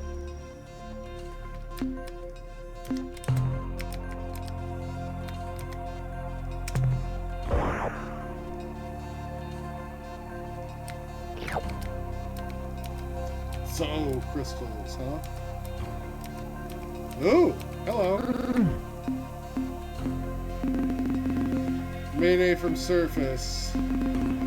We have come under fire from an alien vessel we found hiding on surface of Pluto. Captain, they killed Kowalski, Fritz, Chin, O'Donnell, Luigi, and all three of the Lieberman triplets. We have returned fire, but our stunner can't penetrate the ship's hull armor. We are initiating emergency launch procedures. Ending transmission. Wow, they just killed so many of my dudes. Attention, a big, mean, hostile alien vessel hovering overhead in an obvious attack posture. This is Spotty, Captain Whistle. I know you are going to torture me, so let's just get this over with right now. The coordinates of my homeworld, Spatiwa, are 241.6 by 368.7, and the ultra-secret Spotty Cipher, which is known only by me and several billion other Spotty, is Happy Muffy Duffy. Sorry about that little mistake with your landing vehicle. I was so startled when it approached my vessel in a threatening manner that my automated defense systems fired on it when it got too close. I hope nobody got hurt.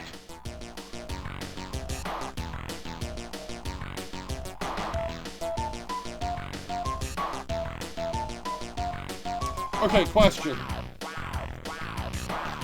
Could I have blown it up before I got there?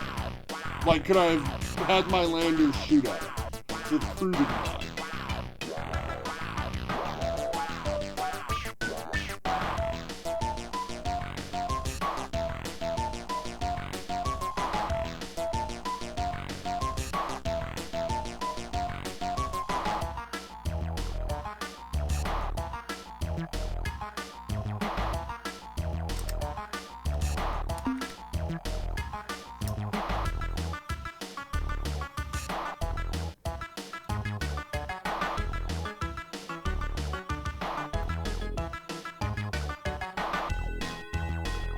No, it's just a tragic accident.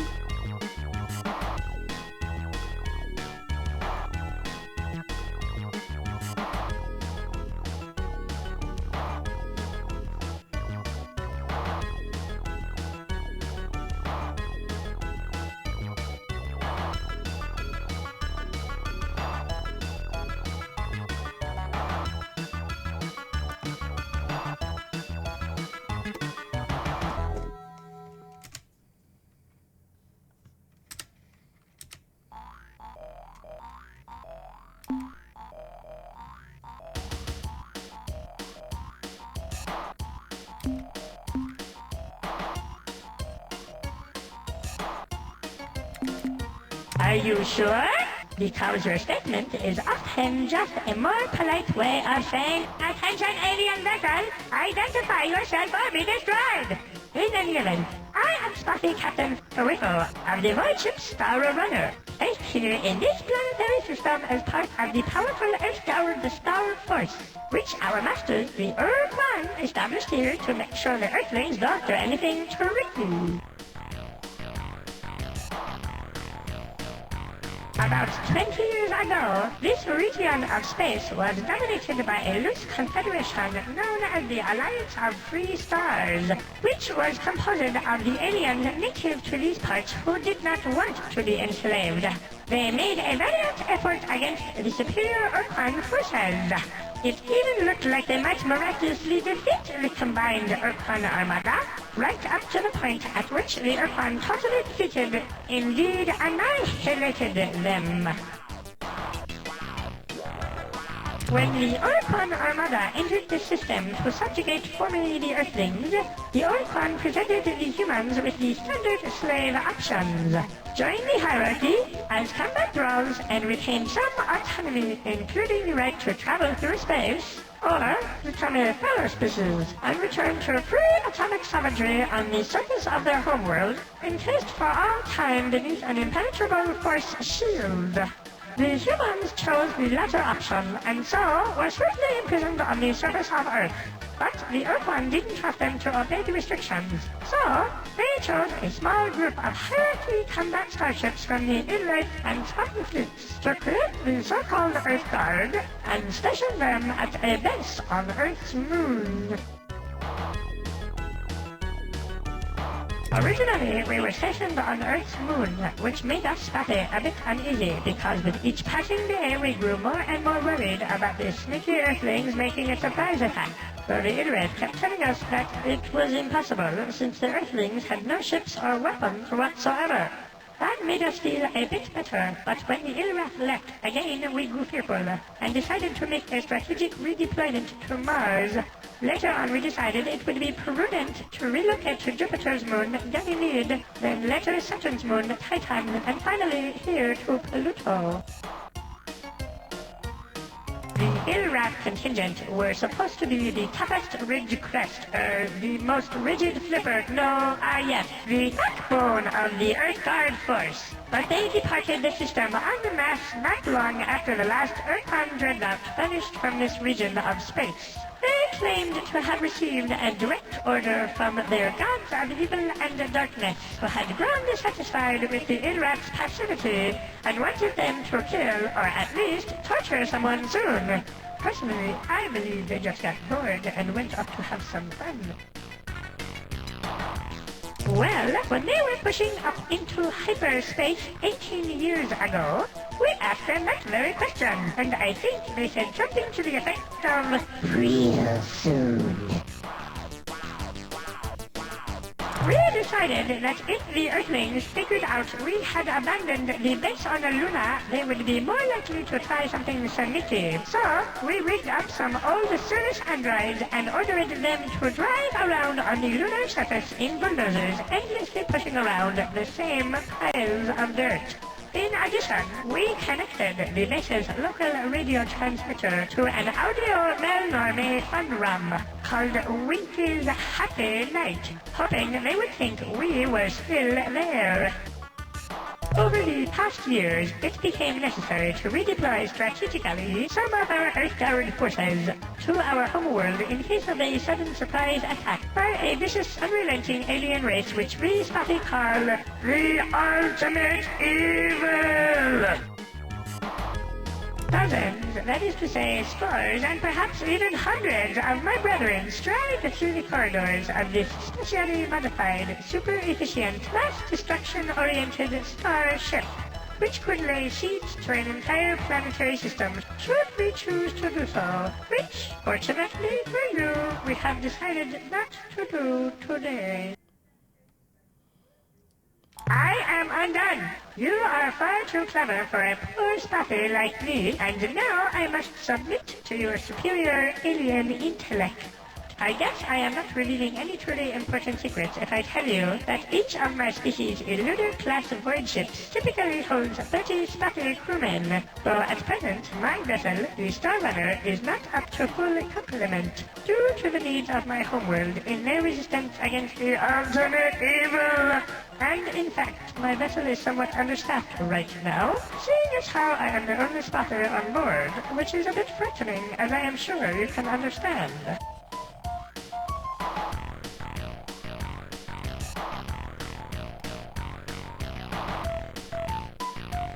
How true, Captain, how true! In truth, just between us, during the past 7 years, I have been quite ill at ease, and yet now I find myself enjoying your company.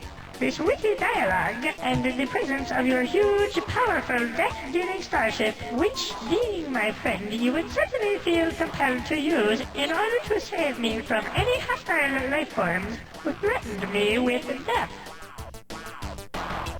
As yet, the Ultimate Evil remains largely unmanifest, and its powers and exact intentions are still a bit obscure, since it lurks just outside the range of even the most sensitive long-range detectors, which we feel gives conclusive evidence as to the Ultimate Evil's nefarious intent. Since it was our most powerful and unforgiving masters, the Quan, who stationed us here, we knew it would be grossly stupid to disobey them completely, but we decided it would be okay to send just one ship home. We used one of our most ancient and solemn rituals, Quan to pick the lucky ship. Then, some months later, we decided that it wouldn't really hurt if we sent one more ship home. And then later we sent another, and then another. Well, you get the idea. Alas, as fate would have it, when the final ritual was performed, I, Russo, was left here alone. For, as even the most immature in questioning knows, there must always be one spotter who picks the short top stick. Our masters don't really keep us very well informed about their goings-on, so that all we know is that immediately after the subjugation of the last Alliance race, the Hut, I think, the Earthquan gathered their dreadnoughts and departed for the edge of the galaxy, commanding us to obey the slave laws or face their wrath when they returned. We only know bits and pieces of what happened to each race. For instance, when defeated, the Yahat joined the hierarchy as combat roles, while the Cyrene chose to be slave-shielded on a planet in the Bug-Squirt star system. No, that's not right. I forget its name. Anyway, where was I? Oh yes, the Shafixti. They were utterly wiped out in a gigantic blaze of glory.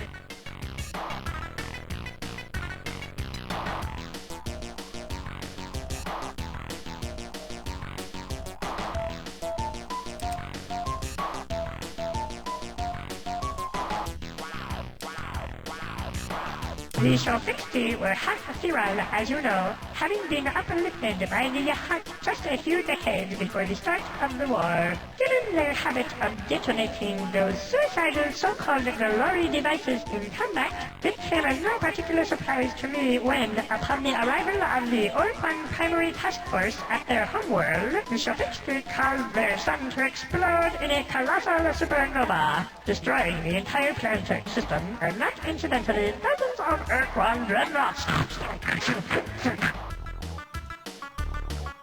Me? You mean me, personally? Well, nice of you to ask. I was born a poor green incrusting, the youngest child of a family of 18,487. My male parents had to work hard to support us, very hard, but each of my brothers and sisters and I tried to help out to make ends meet. The female parent was kind and sweet to all of us. Why, she once even called me by name. She said, "For your home, for your mother, would you please answer the door? I'll put someone's there." What a treat, a golden memory. I swiftly matured into a fine example of my species with my parents' assistance. Achieved independence. Specifically, they pried me from the door jamb and rolled me into the street. Thus prepared, I set out to make my fortune. I had great dreams in those days. Yes, great dreams. I knew that someday I would be vastly rich, wealthy enough to afford a large, well-fortified mansion. Surrounding my mansion would be vast tracts of land, through which I could slide at any time I wished. Of course, one can never be too sure that there aren't monsters hiding just behind the next bush, so I would plant trees to climb at regular, easy-to-reach intervals. And being a spotty of the world, I would know that some monsters climb trees, though often not well, so I would have my servants place in each tree a basket of perfect stones. Not too heavy, not too light, just the right size for throwing at monsters. I was thinking about what color the stones would be painted, aqua, mauve, or magenta, when a vegetable cart came careening down the street outside my house and knocked me unconscious. When I awoke, I was aboard the void ship Star Runner, headed for Earth. Apparently, I had been out of my head for quite some time after the accident, and with the assistance of some kind strangers, had been relieved of my funds and convinced to join the Navy, where I have been unpleasantly employed for the last 25 years. Happy days and jubilation! I discard all prejudice and hesitations and accept and celebrate your offer of protection and your undying commitment to my well-being. I must wax melancholy for just a moment, though, and make sure you understand that any other spotty ships we meet at large in the galaxy are not going to be quite so responsive to your friendly gestures as myself, since they bear more heavily the yoke of Quan enslavement and are also apt to talk themselves out of allying with a totally unknown alien, which I, having been left here alone, cannot do. Welcome me aboard, Captain.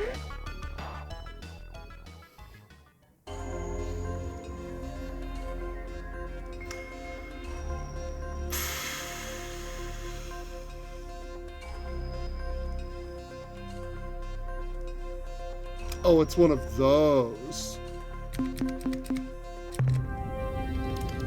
Alright.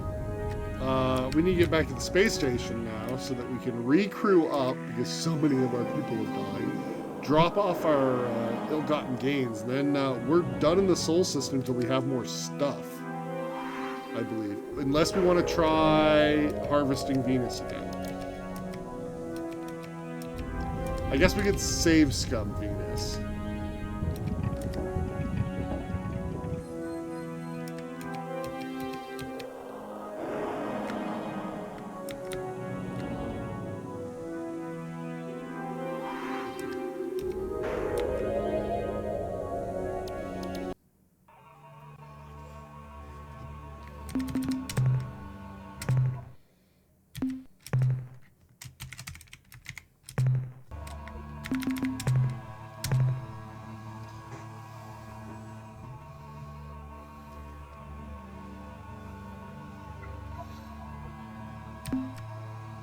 You say Venus can be later, but I say Venus can also be now.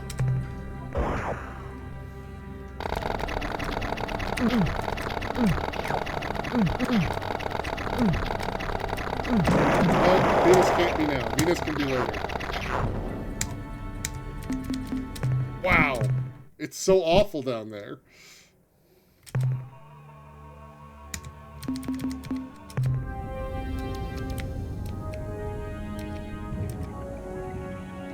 To Earth.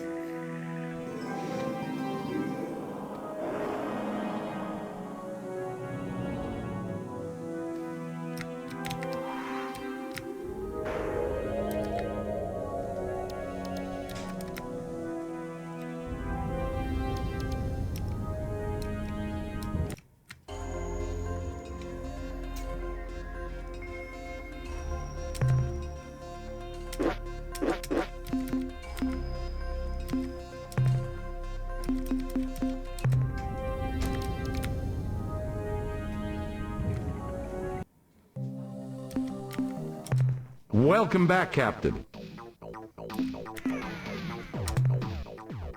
Minerals to offload. Good work, Captain. Certainly, Captain. What do you need to know?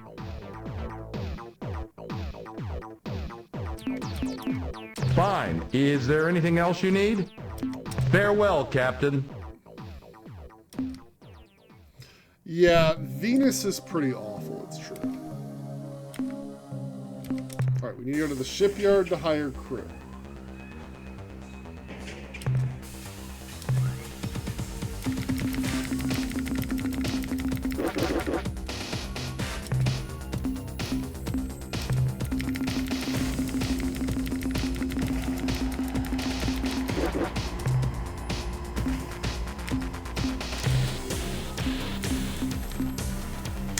Don't really want to get another cruiser right now.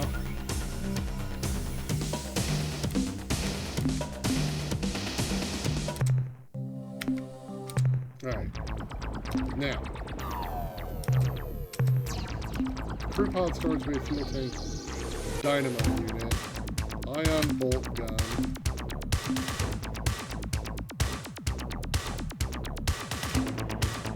So we want a dynamo unit or another bolt gun.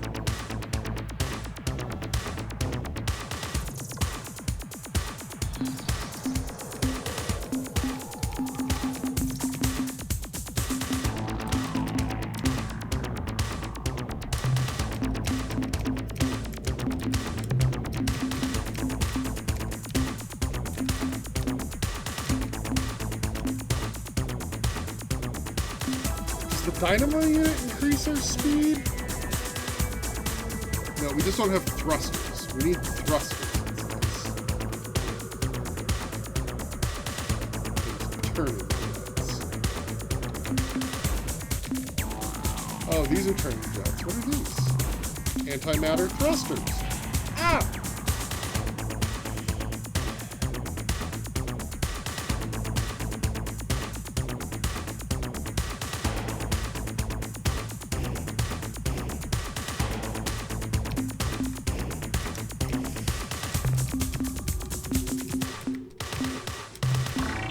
Okay, so the outside are our thrusters, inside are our turning jets. What does the dynamo unit do? Give us more combat energy?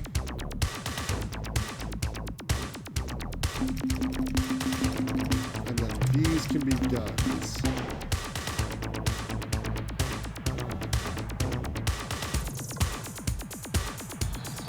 Oh no.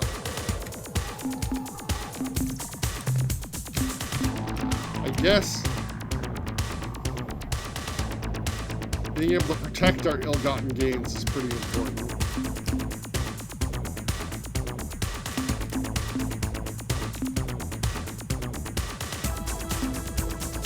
But sometimes being able to run faster is better, right? So we can get thrusters. Oh, this does both sides. Good, good. More thrusters. Get more turning jets. I feel like the turning's alright. Let's just book it. Let's fly.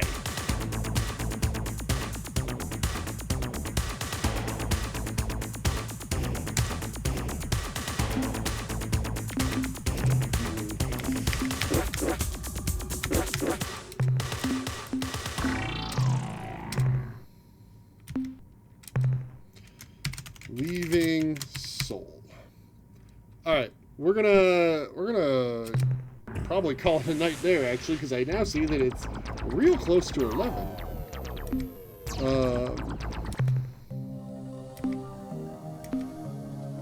Like, we've got 3 ships in our fleet.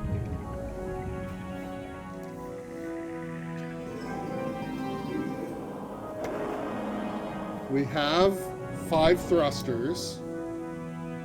We bought 1 more set of turning jets.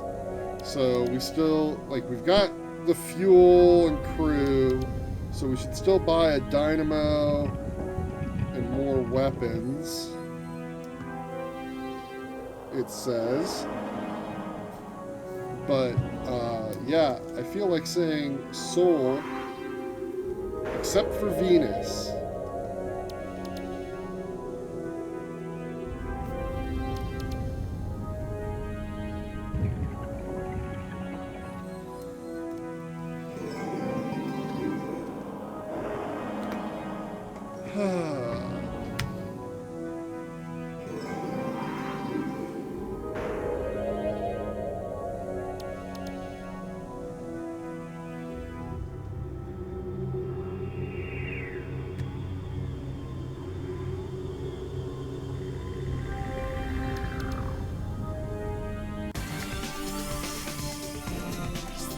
Oh no. Where am I going?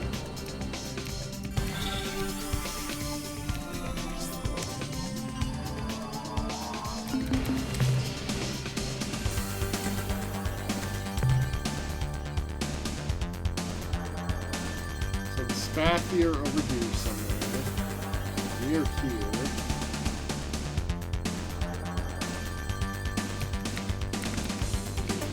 I guess we could go to Cirrus?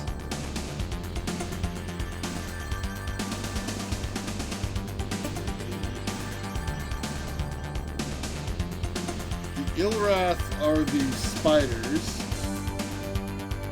And apparently they're all bad guys. But maybe I shouldn't go piss them off right away.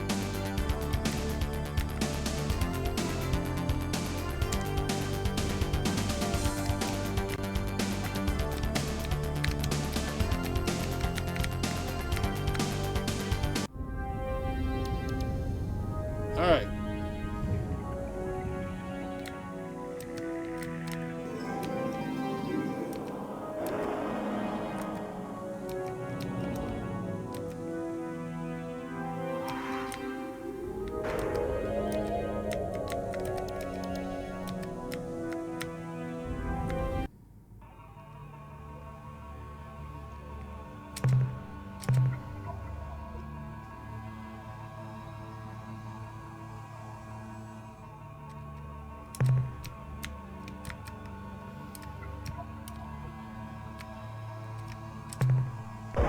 Be ready to flee the instant we land.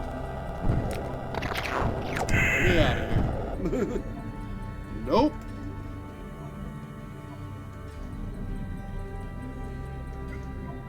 Like, that place is gonna kill us so fast.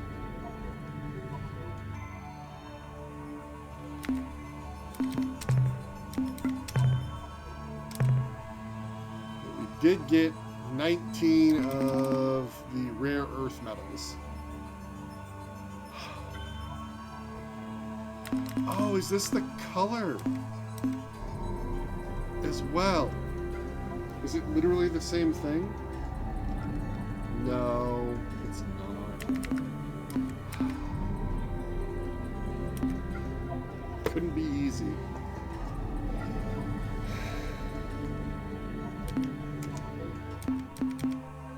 I mean, we're here is the problem.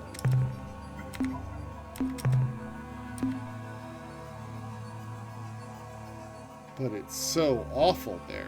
And now that I actually look, it's like, oh, hey, it like actually tells me temperature, wild, weather, bad, tectonics, real bad.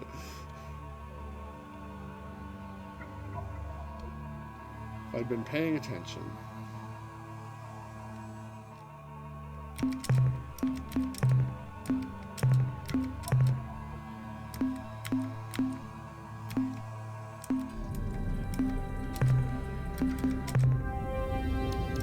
But there's nothing else in this system.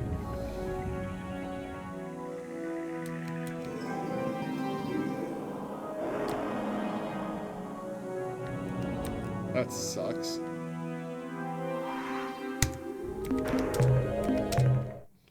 Well, I don't want to have wasted resources on Cirrus. So, like, there's all these places that you can go. That's wild. But the white stars give the best stuff. So the one planet around Sirius might be better than a lot of other ones. Beta Lyrae, Alpha Centauri, Gamma Centauri. So like we could try to go to this one.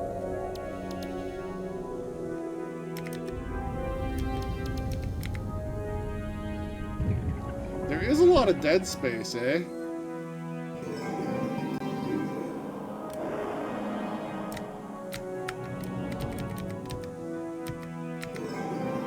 Beta Kurugor, Gamma Kurugor, Epsilon Gickless, Alpha Gickless, Beta Gickless. So this is Gickless and Kruger. Epsilon Kruger.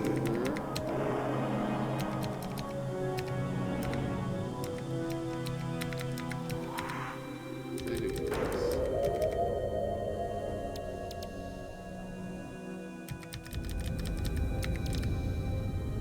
Zeta Kruger.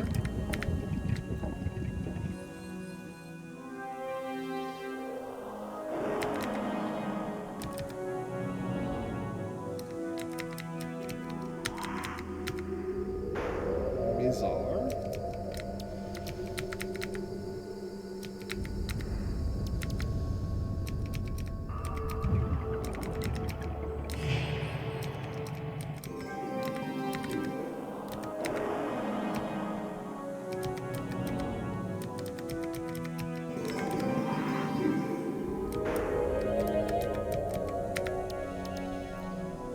But this is like telling me the area of influence that the Ilrath ships are in, so I could just avoid going in there.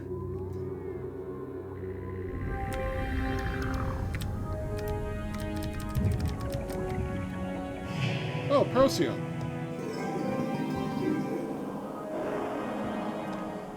Procyon was important.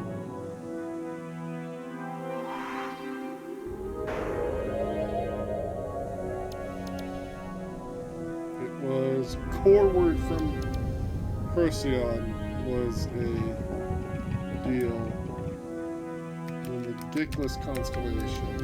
So down here, somewhere, was potentially another species.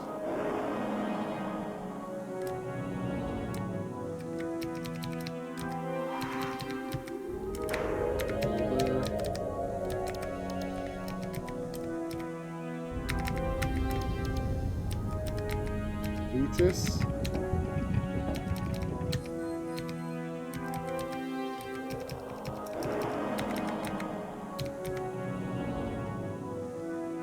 To Gickless, you say?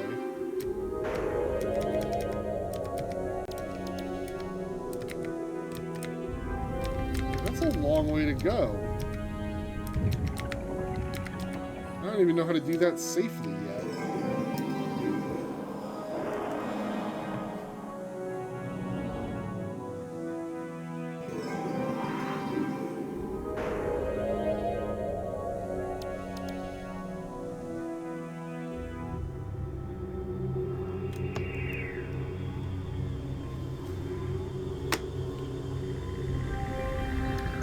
Huh. It's interesting, for sure. Oh, the bug squirt system, right. Let's see.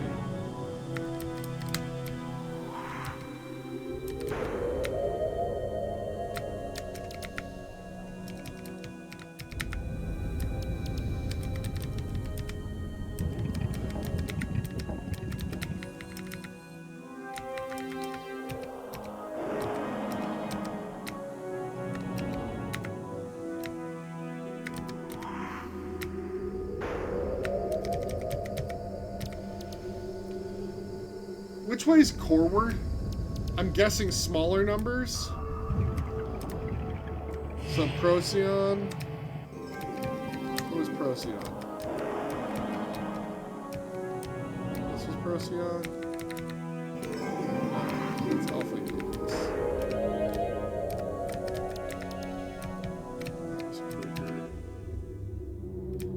How big is this map? Is this as big as this map gets?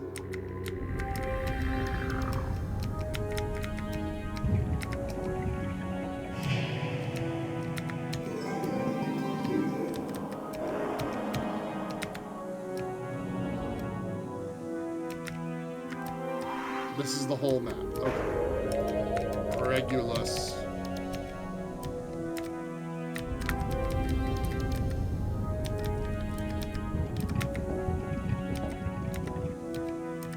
Vela Zenon?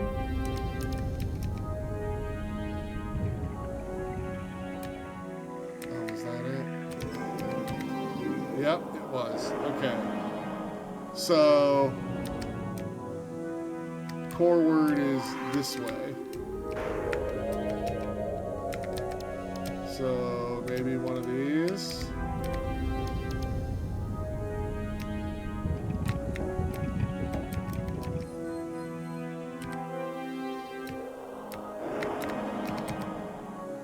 Alright, you know what? We will try to get to one of these Gickless worlds, I guess. Not sure what else to try.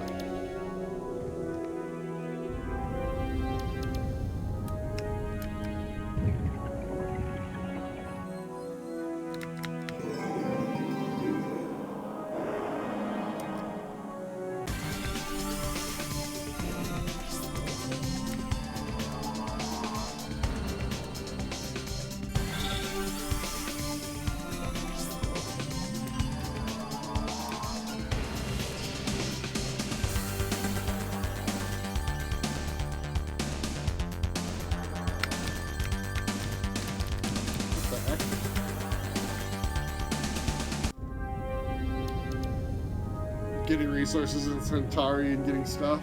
Yeah, well, this is Gamma Centauri, so we'll go to the star map. I did not actually go that far.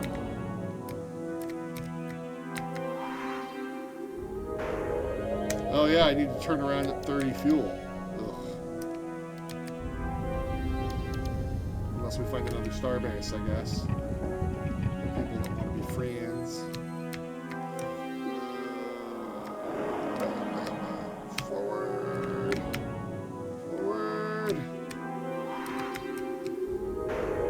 Planet 2 in Gamma Centauri.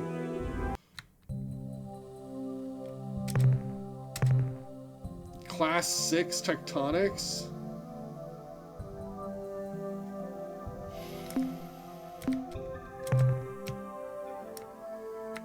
I think I have to try, right?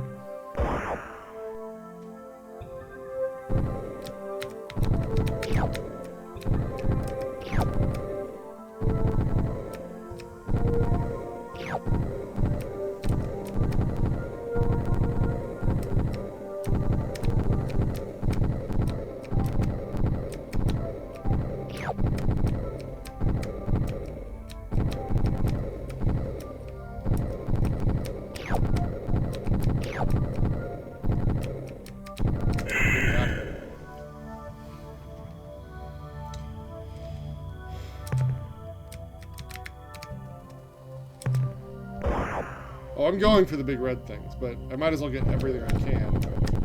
If I'm burning the fuel to come down here.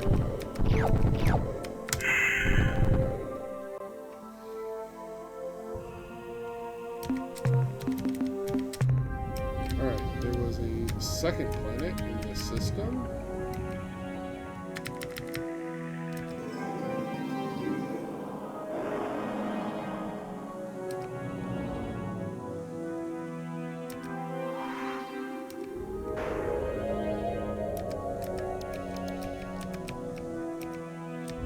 This planet's got a moon.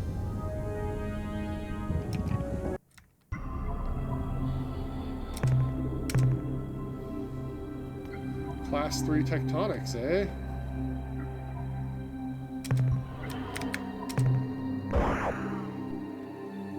Yeah, the lightning is basically impossible to avoid, it seems.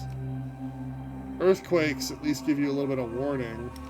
You can see them get started like that. And, oh, I'm already full.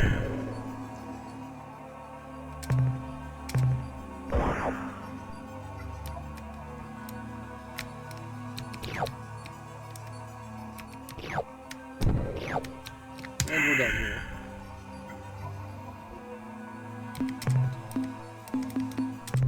And to the planet.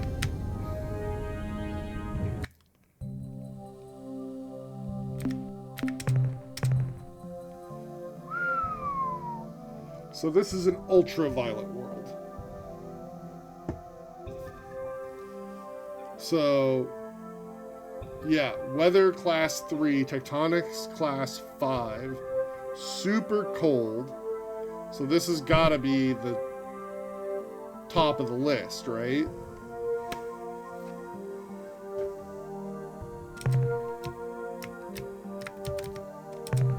That's a bad idea. Oh, good, it's a lightning world.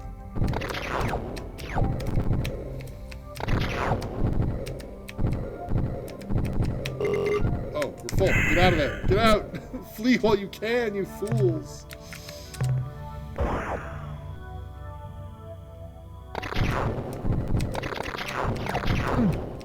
No, I lost 2 people. 2 people who are never going home.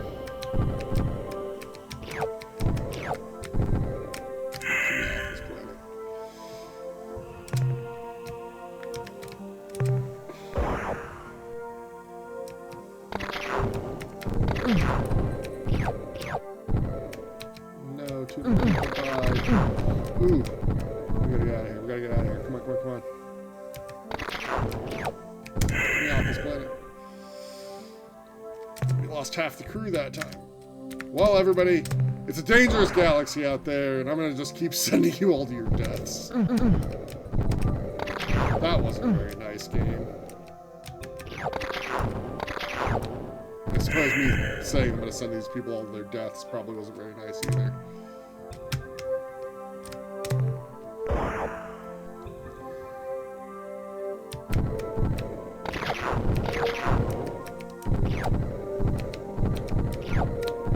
And we're done. Alright, so we have cleared out Gamma Centauri. I need to, like, start keeping a list. Sol, not done. Cirrus, not done. Gamma Centauri.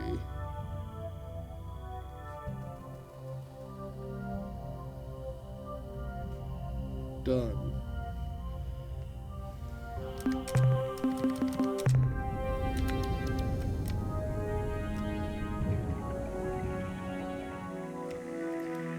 Oof. We have maybe enough fuel to get back to Sol. Apparently.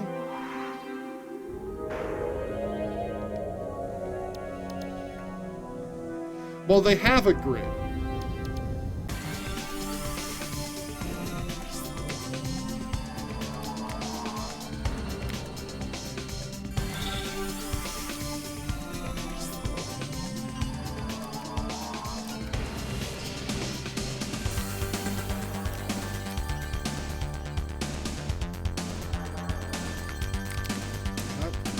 Is this Sol? Yes. Oh, it only takes 4 fuel to get between Sol and there. Yeah, what I will probably do is exactly that, because I do have grid spacing, is I will probably actually, like, try to do up the map in quadrants or something. But I'll do that on my own time.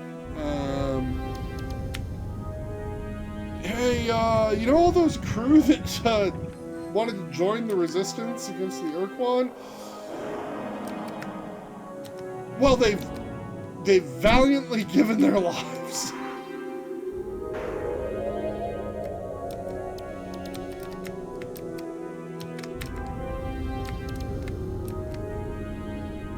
Yeah, no, it is definitely 11, and I did intend to stop before I did that, but then I got sucked into the idea of doing it. I'm at your disposal, Captain. Great! I have minerals to offload. Thanks, Captain. Wow, that was only worth 1,400?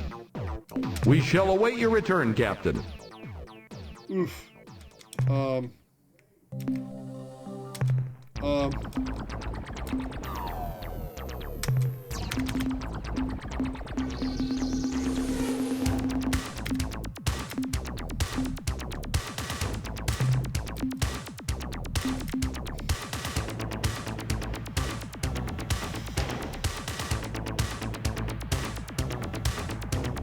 Oh, did I only turn in one thing? Yes, Can I do Captain? that? Nope, I don't have anything else to give him. Farewell, Captain. That was it.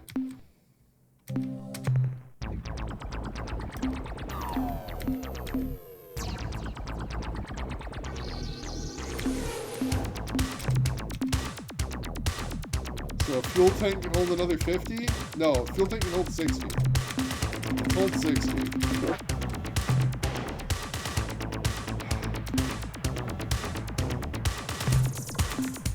Let's add another thruster so we go even faster. Yep.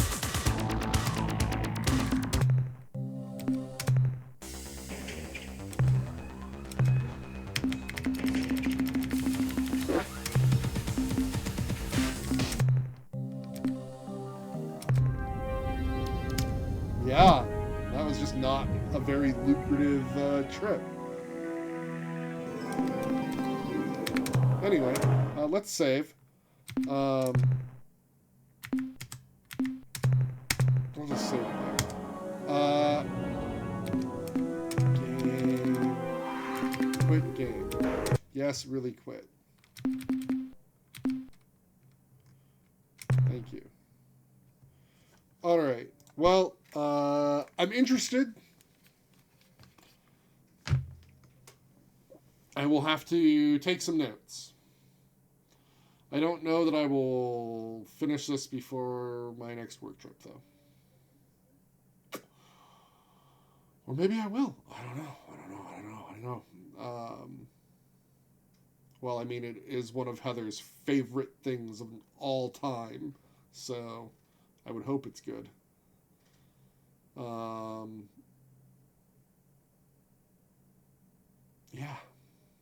Yeah.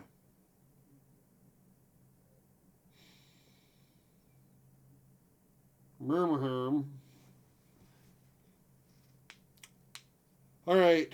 Well, everybody, that's going to be it for tonight. It's late. I got to go to bed. I got to get up tomorrow. I got to also go to a doctor's appointment, all that stuff. So, I got a lot of stuff going on. We'll stream this tomorrow night. I will try to get started earlier, which is to say 7:30. Good luck to all of you having to go to work tomorrow. Hey, maybe we can all get lucky and the volcano can erupt and the town can shut down for a couple days. Wait, is that lucky? Anyway.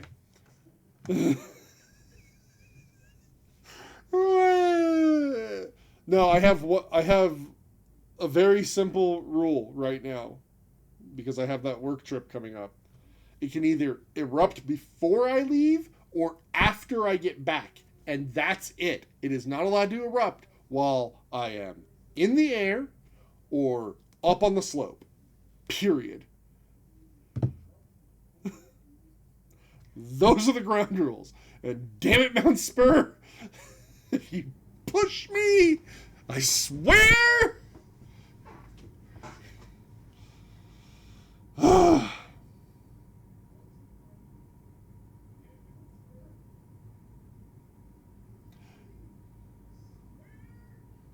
Anyway, this was interesting. I am curious to play more of it, and I'm sure I'm going to get lots of conversation after I go offline. So, we'll see you guys later. Bye.